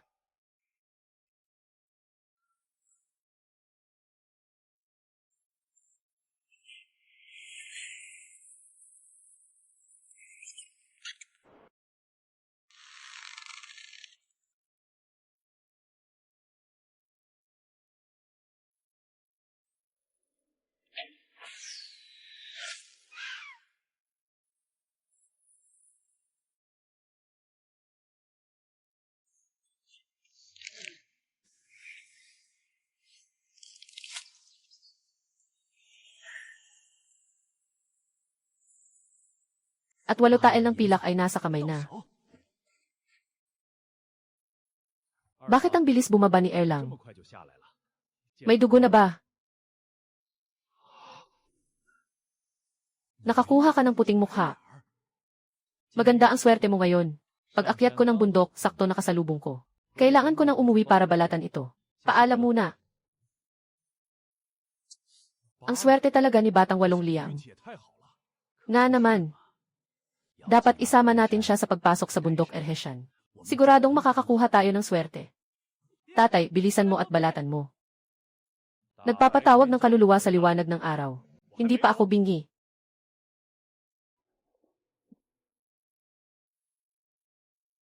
Puting mukha, anong swerte ang nakuha mo, bata?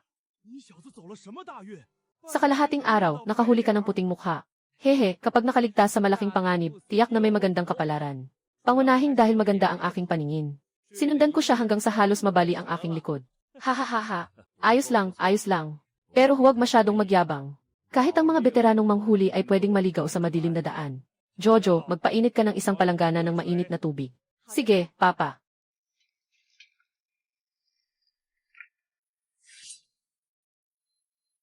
Talagang walang pwedeng itama dito.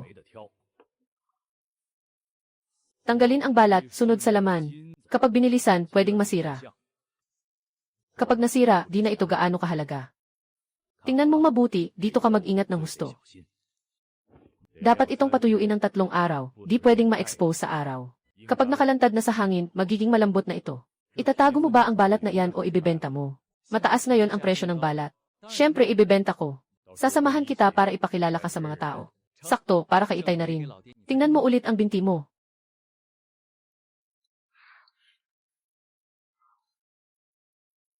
Kapag lumakas na ang katawan ng bata, kukuha tayo ng karne.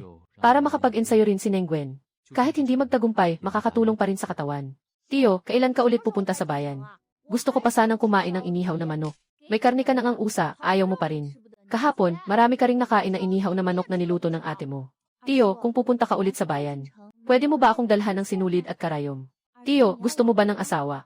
Sa silangan ng ngayon, ang Jade, gusto ng ate na makasal sa iyo. Huwag mo nang alalahanin yan.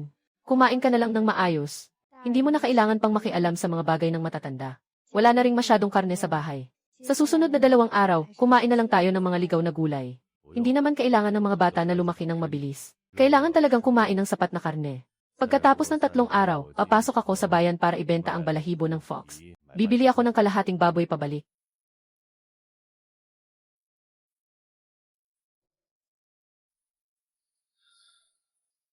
Mag-ipon ng kaunting pera. Sa susunod na taon, dapat ay maayos ko ang bahay. Kahit papaano, dapat ay itaas ang pader ng bakuran.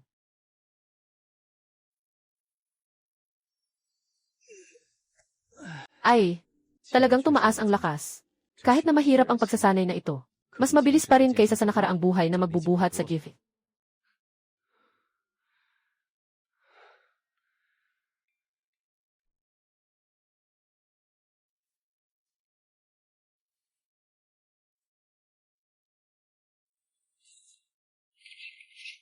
Ang kasalukuyang kapalaran ng mga taga Mountain of Destiny ay maliit na swerte, maliit. Sa altar ng mga mineral, nabuo ang yelong nakapaligid.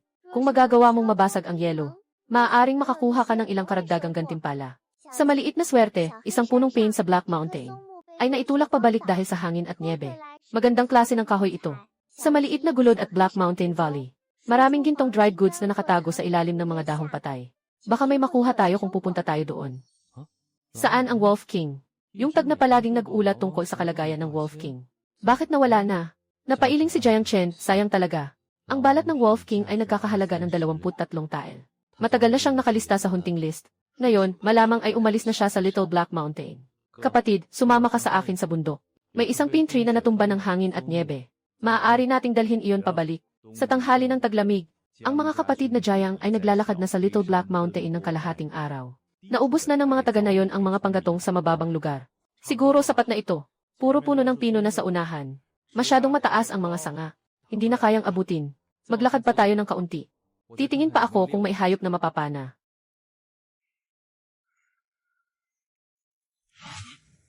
Xiao Chen, halika na. Ang pino na ito ay natumba dahil sa niebe. Maaari na ba nating ilipat ito? Siguradong makakatulong tayo agad. Ang punong pino na ito ay nagkakahalaga ng 1 o 2 pirasong pila. Dalhin ito pabalik para sa iyong kasal. Maaari itong gawing kama. Magtatagal ito ng 10 taon o higit pa.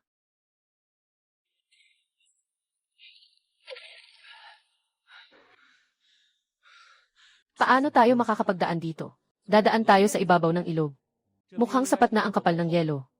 Bakit parang lalo kang natatakot, haha? Hindi ba't noong nakaraang beses, nagkasakit ka sa lamig? Medyo natatakot na ako. Babalik ako at hahanap ng 2 tao na makakatulong.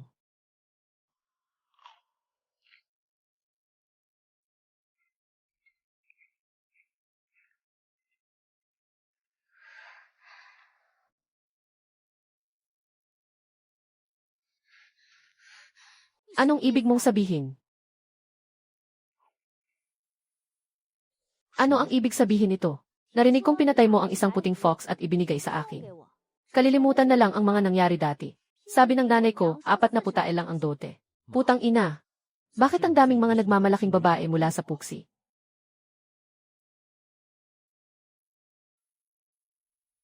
Umalis ka, may ginagawa pa ako. Sabi ko, umalis ka na. Wala akong oras para sa'yo ngayon. Sinabi ni Jiang Chen na ibigay sa akin ang balahibo ng fox na nahuli kahapon. Nasa isip ko pa kung tatanggapin ko ba o hindi. Yung balahibo ng fox ay nagkakahalaga ng 7,800 na pila. Talagang ibinibigay ni Jiang Chen. Nabaliw na siya sa pag-aalala sa mga bagay. Parang nananaginip siya. Ha ha ha. Sabi ko na, paano magiging libre ang balahibo ng fox na nagkakahalaga ng 8 tael na pila? Kung ibibigay, ha ha ha. Kapatid Gyu, pasensya na sa inyo. Jiang Chen, pag umalis ka na, huwag ka nang bumalik sa akin. Huwag mo nang asahang makikita mo ako muli sa buong buhay mo. Sang-ayon na tayo. 2 magandang balita ang dumating. Ha ha ha ha ha. Sinabi ko na sa'yo na dapat mas maganda ang iyong asal. Bakit mo naman naalis ang tao sa akin?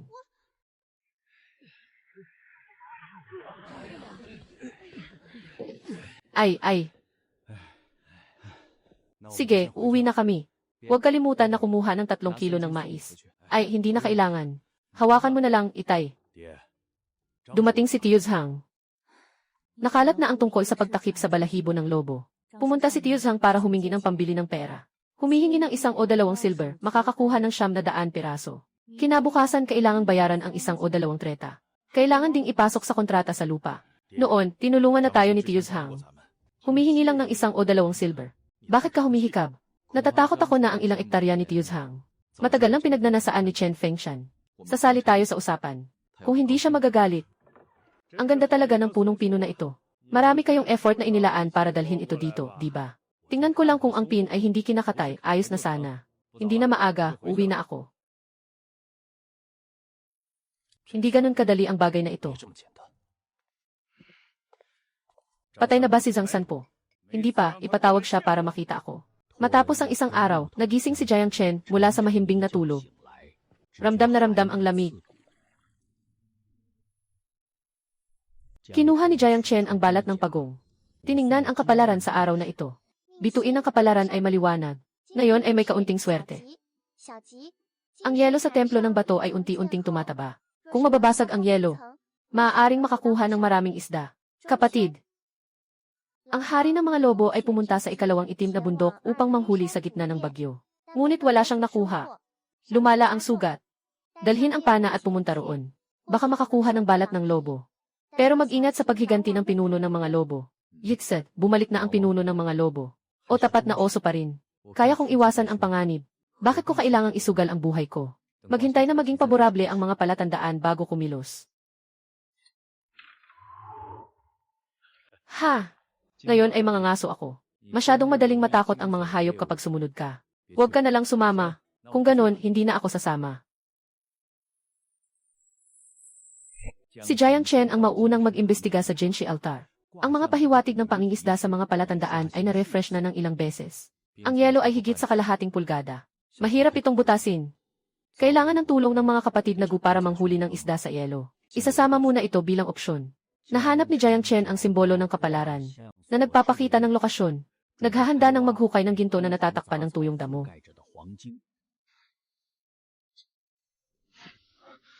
Parang nag-aagaw ng pala sa bakal. Walang magawa. Napilitan si Jiang Chen na gamitin ang mainit na tubig na dala niya para tunawin ang nagyelong lupa. Mahigit 1 oras ang ginugol, pero ilang milyon lang ang kinita. Ang hirap ng trabahong ito.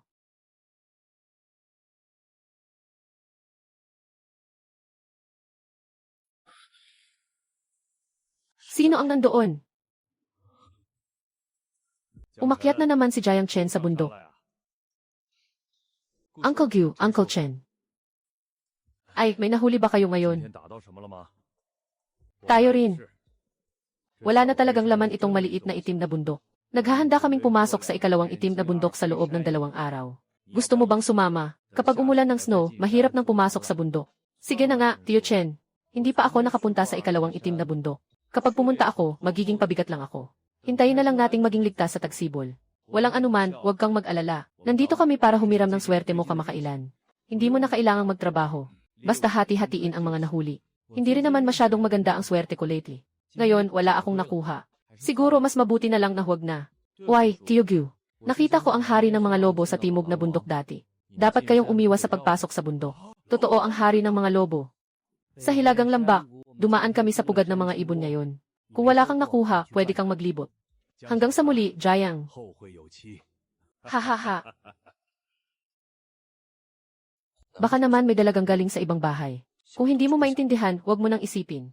Bumalik na, kumain na ng hapunan. Si Jiang Chen ay patuloy na nag-ehersisyo. Sa mga nakaraang araw ng masigasig na pagsasanay, ang kanyang katawan ay talagang nagbago na.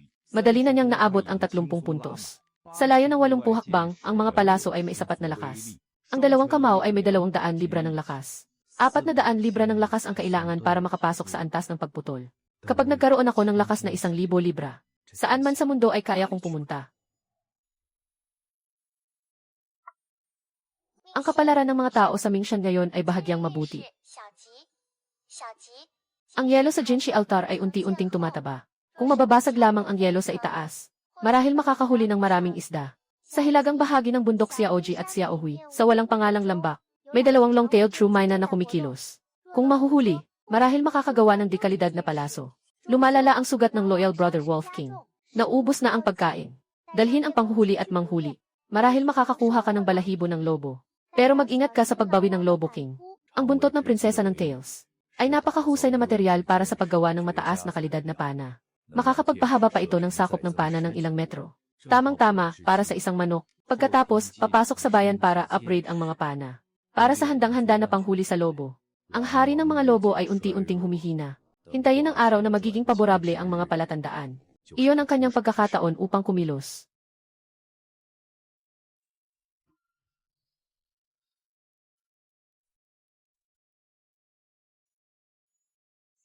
Nandiyan na naman ang pakiramdam na may nagmamasid. May sumusunod sa kanya. Sino kaya? Napakalayo ng sumusunod sa kanya. Maaari siyang sundan sa mga yapak, hindi siya makakatakas. Kailangan kong makita kung sino talaga siya.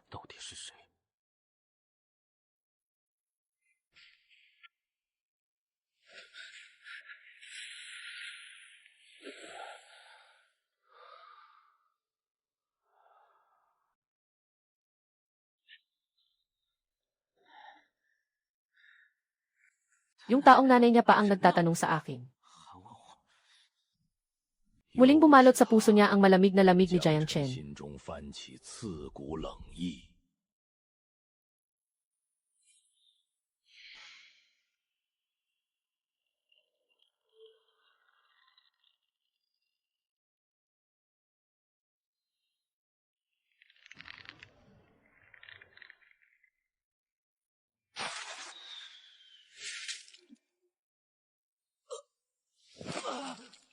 Akala ko may isang lobo sa bundok na sumunod sa akin. Pero ikaw pala yun. Anong lobo? Sadyang ginusto mo yun. Aalis ako sa opisina para report ka sa gobyerno na nananakit ka gamit ang pana. Maghintay ka na mapatalsik. Kung ganon, mukhang wala ng paraan para makabalik ka sa nayon. Kung mamatay ka rito, walang makakaalam, di ba? Sa wakas, naisip niya na totoo si Jiang Chen. Kung papatayin mo siya, wag ako. Sana, nagtataka lang ako. Tingnan mo, sumunod ka. Pinakawalan mo ako. Lahat ng sinasabi ko, susundin ko. Sabihin mo na. Sino ang nagpasunod sa iyo sa akin? Sasabihin ko na, sasabihin ko. Si Chen Yutang. Siya ang nagpasunod sa iyo sa akin. Tingnan mo kung paano mo mahuhuli ang biktima. Kapag nagtagumpay, bigyan mo ako ng 1 o 2 pilak. Talaga siyang tao. Kailan ka nakipag-ugnayan sa kanya? Ano ang ginawa mo para sa kanya? Huling pagkakataon na ito. Huwag mo akong lokohin, pagkatapos ng ani, hahanapin niya ako. Hayaan mo akong lokohin ka para gumastos. Kung hindi makakalampas ang pamilya niyo sa taglamig, bigyan niyo ako ng gantimpala. Kaya pala mula simula hanggang wakas, ay si Chen Fengshan ang nagplano para sakupin ang lupa ng pamilya Jiang. Isang patibong ang itinakda. Tulungan mo ako, dalhin mo ako pabalik sa nayon. Sasaksi ako para sa iyo. Pagsasampahin si Chen Fengshan ng kaso. Napaka-inosente mo naman tungkol sa kulungan,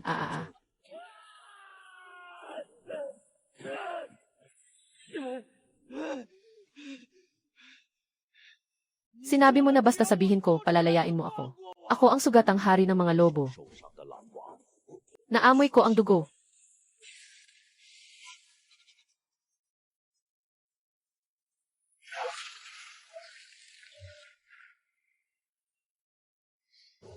Sa susunod na magkita tayo, papatayin na kita. Ikaw. Si Zhang Sanpo ay ilang beses siyang pinahamak. Kaya ganito ang kinahantungan niya. Siya ay bunga ng sariling pagkakamali. Kahit pumatay siya, hindi ito makakapigil sa kanyang pag-akyat. Tungkol sa lobo, hayaan na lang siyang mabuhay ng ilang araw pa.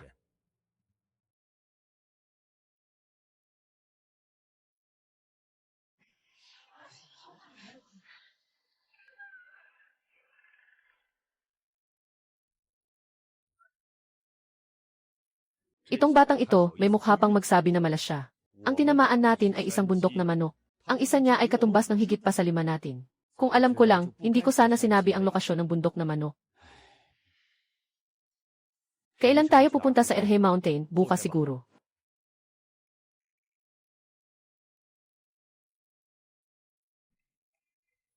Tatay, dumating na ang asawa ni Zhang Sanpo.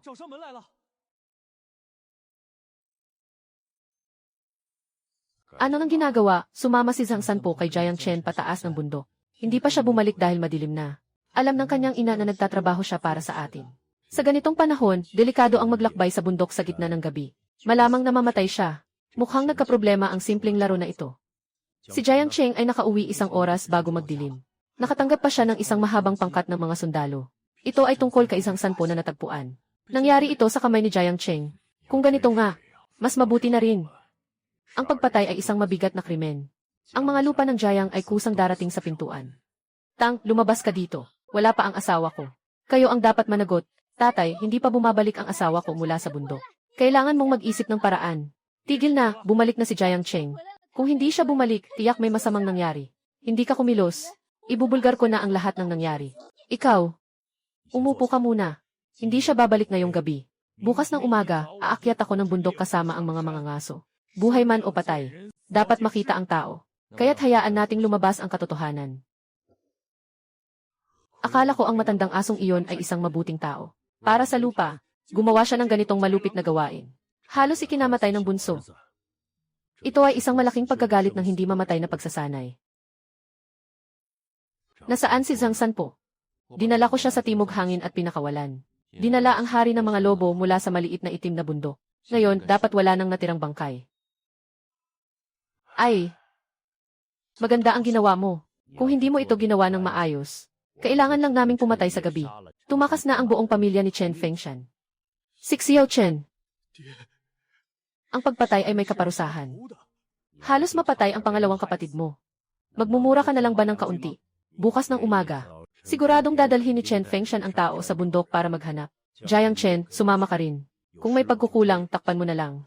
Tungkol sa susunod, walang makakatakas kay Chen Yutang at Chen Fengshan. Lahat sila ay pwedeng patayin. Huwag kang mag-alala, Itay. Parang hindi ko nakita si Zhang San. Wala akong alam. Tiyo, dalawa. Gusto kong kumuha ng 2 piraso ng balahibo para sa shuttlecock. Hahaha, ayos lang. Maliban sa buntot na balahibo. Kunin niyo lang, walang problema. Ang ganda ng buntot na ito. Nabuhay ito ng ilang taglamig. Nahuli mo pa talaga. Napakaganda ng balahibo nito. Dahil sa balahibong ito, makakalipad ang iyong palaso ng 15 hakbang. Isang palaso, tiyak na papatay sa loob ng 60 hakbang. Walang problema sa mga usa. Walang problema sa paggawa ng 8 palaso mula sa mga buntot. Paano tayo makakapasok sa bayan?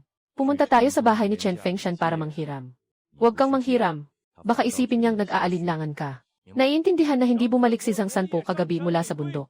Ngayon ay magtitipon tayo para maghanap sa bundok. May isang hari ng mga lobo sa bundok Xiaohe. Kailangan magkasama kapag aakyat ng bundok. Kung mahiwalay ka sa grupo, baka kainin ka ng lobo. Baka kinain na ng lobo si Zhang San po. Magkakaroon na naman ng salot ng lobo. Nakita niyo ba ang lobo sa bundok? Nakita ko nung nangangaso ako ng usa. Kasing laki ng guya. Nakita rin ni Jia Fan mula sa katabing nayon ng hari ng mga lobo. Talagang hari ng mga lobo. Tumayo ng tuwid, bilisan ang paghukay ng mga trench para sa pag-iwas sa mga lobo. Paano tayo hukay sa malamig na panahon? Sa oras na iyon, ilalabas na lang ang mga malaking kabayo ng nayon. Sa mga panahong ito, ang mga nayon sa bundok ay nakakalat sa kagubatan. Kapag nakatagpo ng mga bandido, nagkakaroon ng pinsala. Hindi na makakaabot ang tulong mula sa gobyerno. Ang mga bahay na ito ay ang tanging kapanatagan ng mga taga-Bukirin. Ngunit anuman ang mangyari, hanapin muna si Zhang San po. Hindi ako makakaakyat sa bundok kung may hari ng mga lobo. Ayaw ko ring pumunta. Kahit na ang pinakamalakas na hari ng mga lobo ay sapat na upang magdulot ng takot. Walang sinuman ang gustong ipagpalit ang kanilang buhay para sa iba. Sige, pupunta na ako. Pero kailangan ko ng kasama. Alam niyang labanan ang pagitan ni Jiang Chen at Zhang San po. Sa pagkakataong ito, delikado ang umakyat sa bundok. Hindi ito tungkol sa malalim na pagkakaibigan. Sige, pupunta rin ako. Pupunta rin ako. Mas ligtas kung marami kami. Pupunta ako kay Tiazhang. Mas magpahinga ka na lang. Bakit? Noong una mong pumunta sa bundok, ako ang nagdala. Ngayon, sinasabi mong matanda na ako. Sige na, kayo na lang ang maglakad, magpahinga na kayo. Maglakad kayo ng magkasama, kahit hindi nyo mahanap ang tao. Babalik kayo dito sa bahay ko, kunin nyo ang 5 kilo ng mais. Yutang, sasama ka rin. Anong gagawin ko? Hindi naman ako marunong manghuli. Kung papayagan ka, kunin mo lang isang matalim na kutsilyo at sumama ka sa kanila. Sapat na yun. Ganyan na lang. Kahit hindi mo pa sigurado kung makikita mo o hindi. Kailangang makababa ka bago magdilim. Sila at ako, ililipat namin ang mga kabayo sa loob ng lagusan. Ihanda sa labas ng nayon. Jiang Chen, talagang nakita mo ang hari ng mga lobo. Bakit ako manglilin lang sa'yo? Mas malaki pa sa batang baka. Kung ganoon kalaki, tiyak na naging espiritu na. Baka mas mabuti pang bumaba na tayo. Kung talagang kasing laki ng batang baka, tiyak na magiging bundok na iyon. Nasaan mo nakita ang hari ng mga lobo? Pupunta ka pa bang hanapin ang hari ng mga lobo? Wala na bang takot ang mga tao? Tama na, umalis na tayo.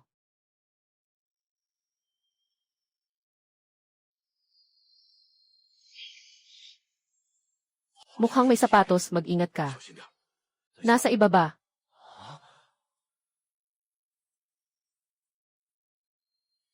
Tingnan mo ang mga bakas ng kuko. Tiyak na ito ay ang matandang hari ng mga lobo. Naku, mukhang magkakaroon tayo ng labanan sa mga lobo. Ito marahil ay braso ni Zhang San po. Wala na siguro ang tao. Kinain ang lobo. Talagang kinain, bumalik na tayo sa nayon. Sabihin kay Li Zeng na nahanap na ang tao.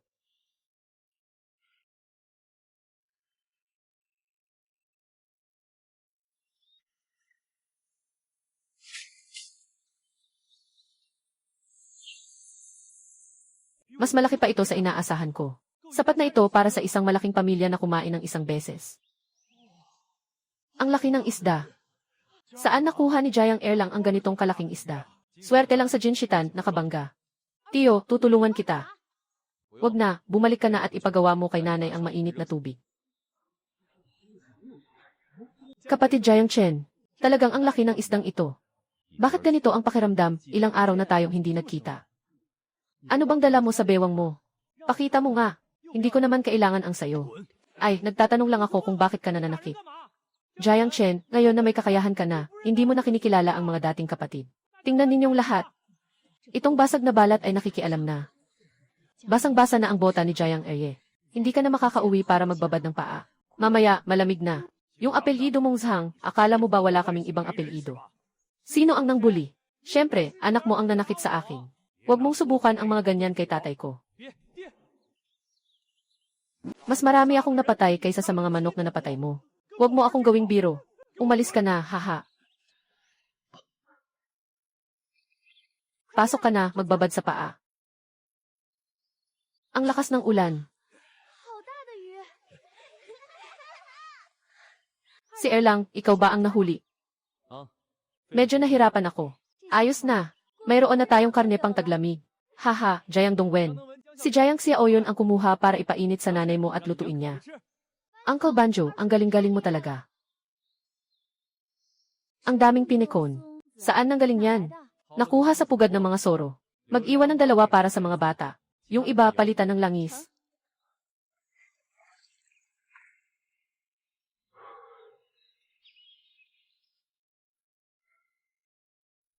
Natatakot na matigas na ganito. Hindi pwedeng direktang ibabad. Unang ay rub muna hanggang uminit. Ako ang magpapasok ng masahe sa paa mo, hindi ka pa rin magpapaalam. Sa taglamig, maghuhuli ng isda, sobrang baliw mo na talaga. Kung di mag-iingat sa Jinshitan, pwedeng mapahama. Nay, may alam ako sa ganito. Kapag nakita kong umiikot ang isda at naglalabas ng puting tiyan, saka ko lalagyan. Sa hinaharap, bawal na pumunta sa tabing dagat sa taglamig. Masyadong malalim ang tubig sa lawa, walang makakapagligtas kung mahulog ka. Alam mo na. Marami kang nakuha ngayon, ah. Wala akong magawa, siguro talagang para sa akin ang maging mga ngaso. Ikaw ang pumatay sa kuhol na ito. Hindi, nakilala ko ang isang mga ngaso sa bundok na si Jiafan. Sabi niya, kilala ka niya. Si Jiafan, nakapasok na ako sa bundok kasama siya. Pinakamahusay siya sa pagsubok ng mga bakas. Yesi, sinasabi ko sa iyo ang mga bagay na iyon. Mukhang natagpuan niya ang magandang biktima at ayaw ka nitong makalapit. Sa tingin ko, ganoon nga. Dapat ay natagpuan ang mga bakas ng balabal. Balabal.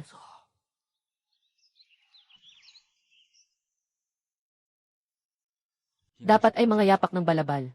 Kilalang kilala ko, sayang. Hindi ko na kayang umakyat sa bundok. Kailangan na lang na si Jiafan ang sumalo nito. Tatay. Gusto kong subukan. Yesue, hindi ka pa nga natutong maglakad, gusto mo nang tumakbo. Gagawin na lang nating pagsasanay sa espada. Sa anumang kaso, wala ring silbi ang walang saysay na pagsasanay araw-araw. Nababahala lang ako kung sakaling masira ang mga plano ni Jiafan, ano ang mangyayari. Hahaha, huwag kang mag-alala. Wala siyang lakas ng loob na subukan kang saktan. Sige, tamang-tama, ikukwento ko sa iyo kung paano manghuli ng usa. Ang galing. Nahuli ng ganitong kalaking usa. Hey! Bakit di ka pa tumatakbo? Ito na ang hari ng mga lobo. Mas tuso pa sa tao. Kung hindi siya mabusog, baka magsimula na siyang manghuli.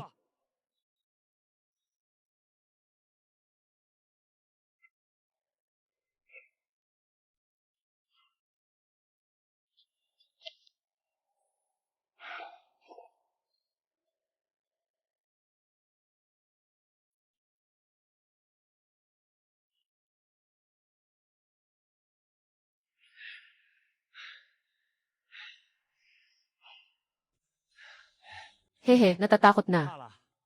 Ito ang unang pagkakataon na makita ang hari ng mga lobo. Kung hindi ka natatakot, matapang ka na. Hindi ko lang kasi nakita ang ganitong kalaking lobo. Anong ikakatakot mo? Hahabulin ko ang lobo na iyon. Sama ka ba? Haha, talaga namang kabataan na walang takot sa tigre. Kung ayaw mong magpahamak, sige, punta ka. Ayokong magpahamak. Yung lobo na matanda, palalong pa. Sa bundok, siya ang hari. Mas mabuting huwag mo siyang gambalain. Kung mapatay ka man sa kamay ng lobo, Magdadagdag ako ng isang pala ng lupa para sa iyo. Sino ang naglakas loob na gawing biktima ako? Kailangang alisin ang lobo na ito.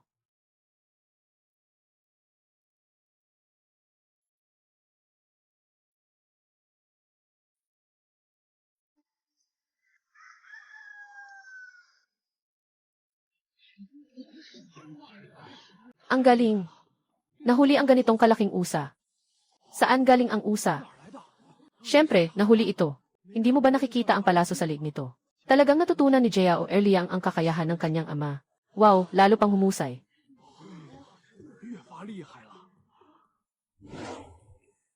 Tingnan mo, tingnan mo. Kahit sa ganitong nagielong araw, nakakakuha siya ng usa.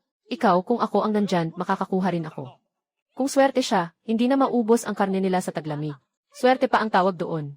Tayo, halos hindi na makatawid sa taglamig na ito. Bukas pupunta rin ako sa bundok. Tingnan ko kung makakakita ako ng ilang ligaw na hayop. Paalis, paalis, paalis.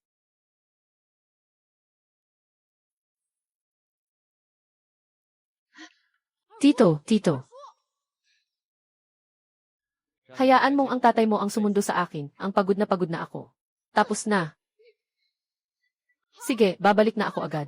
Tawagin mo si tatay para pumunta. Itong usang ito, ikaw ang pumatay.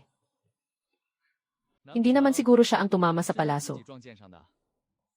Kakain tayo ng inihaw na usa sa gabi. Pakidagdagan ng asin, ate. May binibenta bang karne ng usa si Jayang Erlang? Magbenta ka ng kaunti. Para matikman din namin. Wala pa tayong nakain na karne ngayong taon. Titingnan ko muna kung paano ito ayusin. Kung ibebenta ang karne, tiyak na sasabihin ko sa lahat.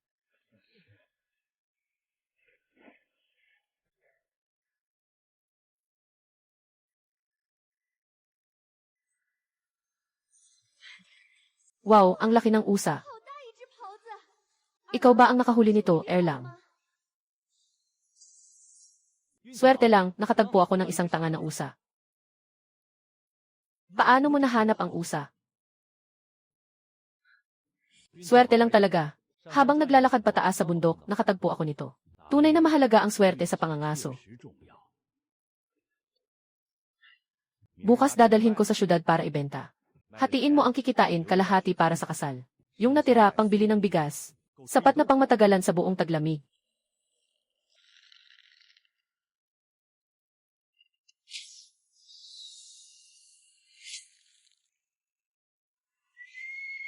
Ah!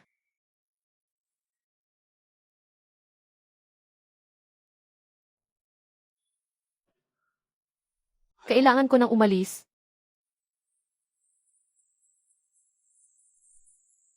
Muling lumipas ang isang oras.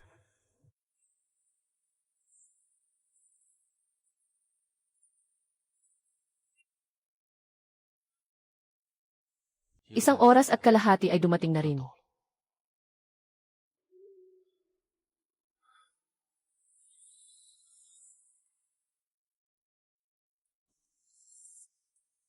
Tama nga, tatlo sila.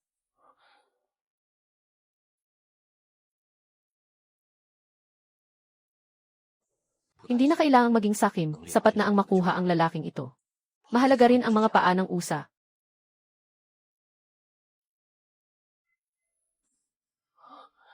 Nakita na.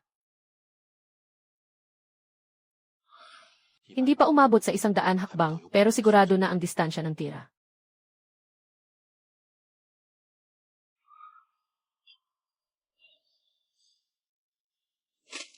Ah!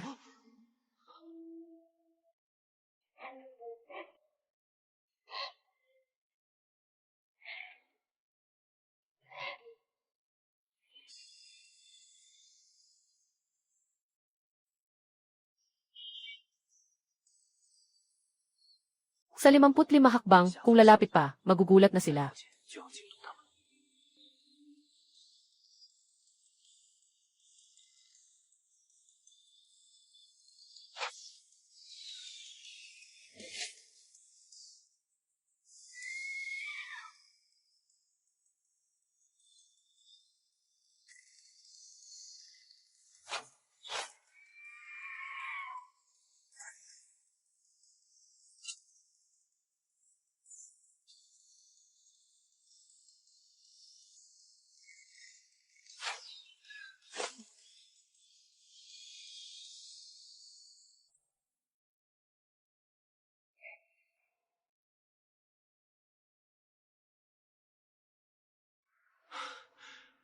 Haha. Ah. Mas magaling pa ang paraan mo sa pagsubaybay kaysa sa akin. Kaya lang, medyo mahina ang iyong espada. Sinusundan mo ako.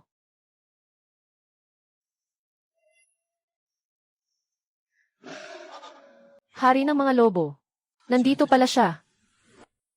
Yun ang anino na nakabitin. Ang nakikita ko sa loob.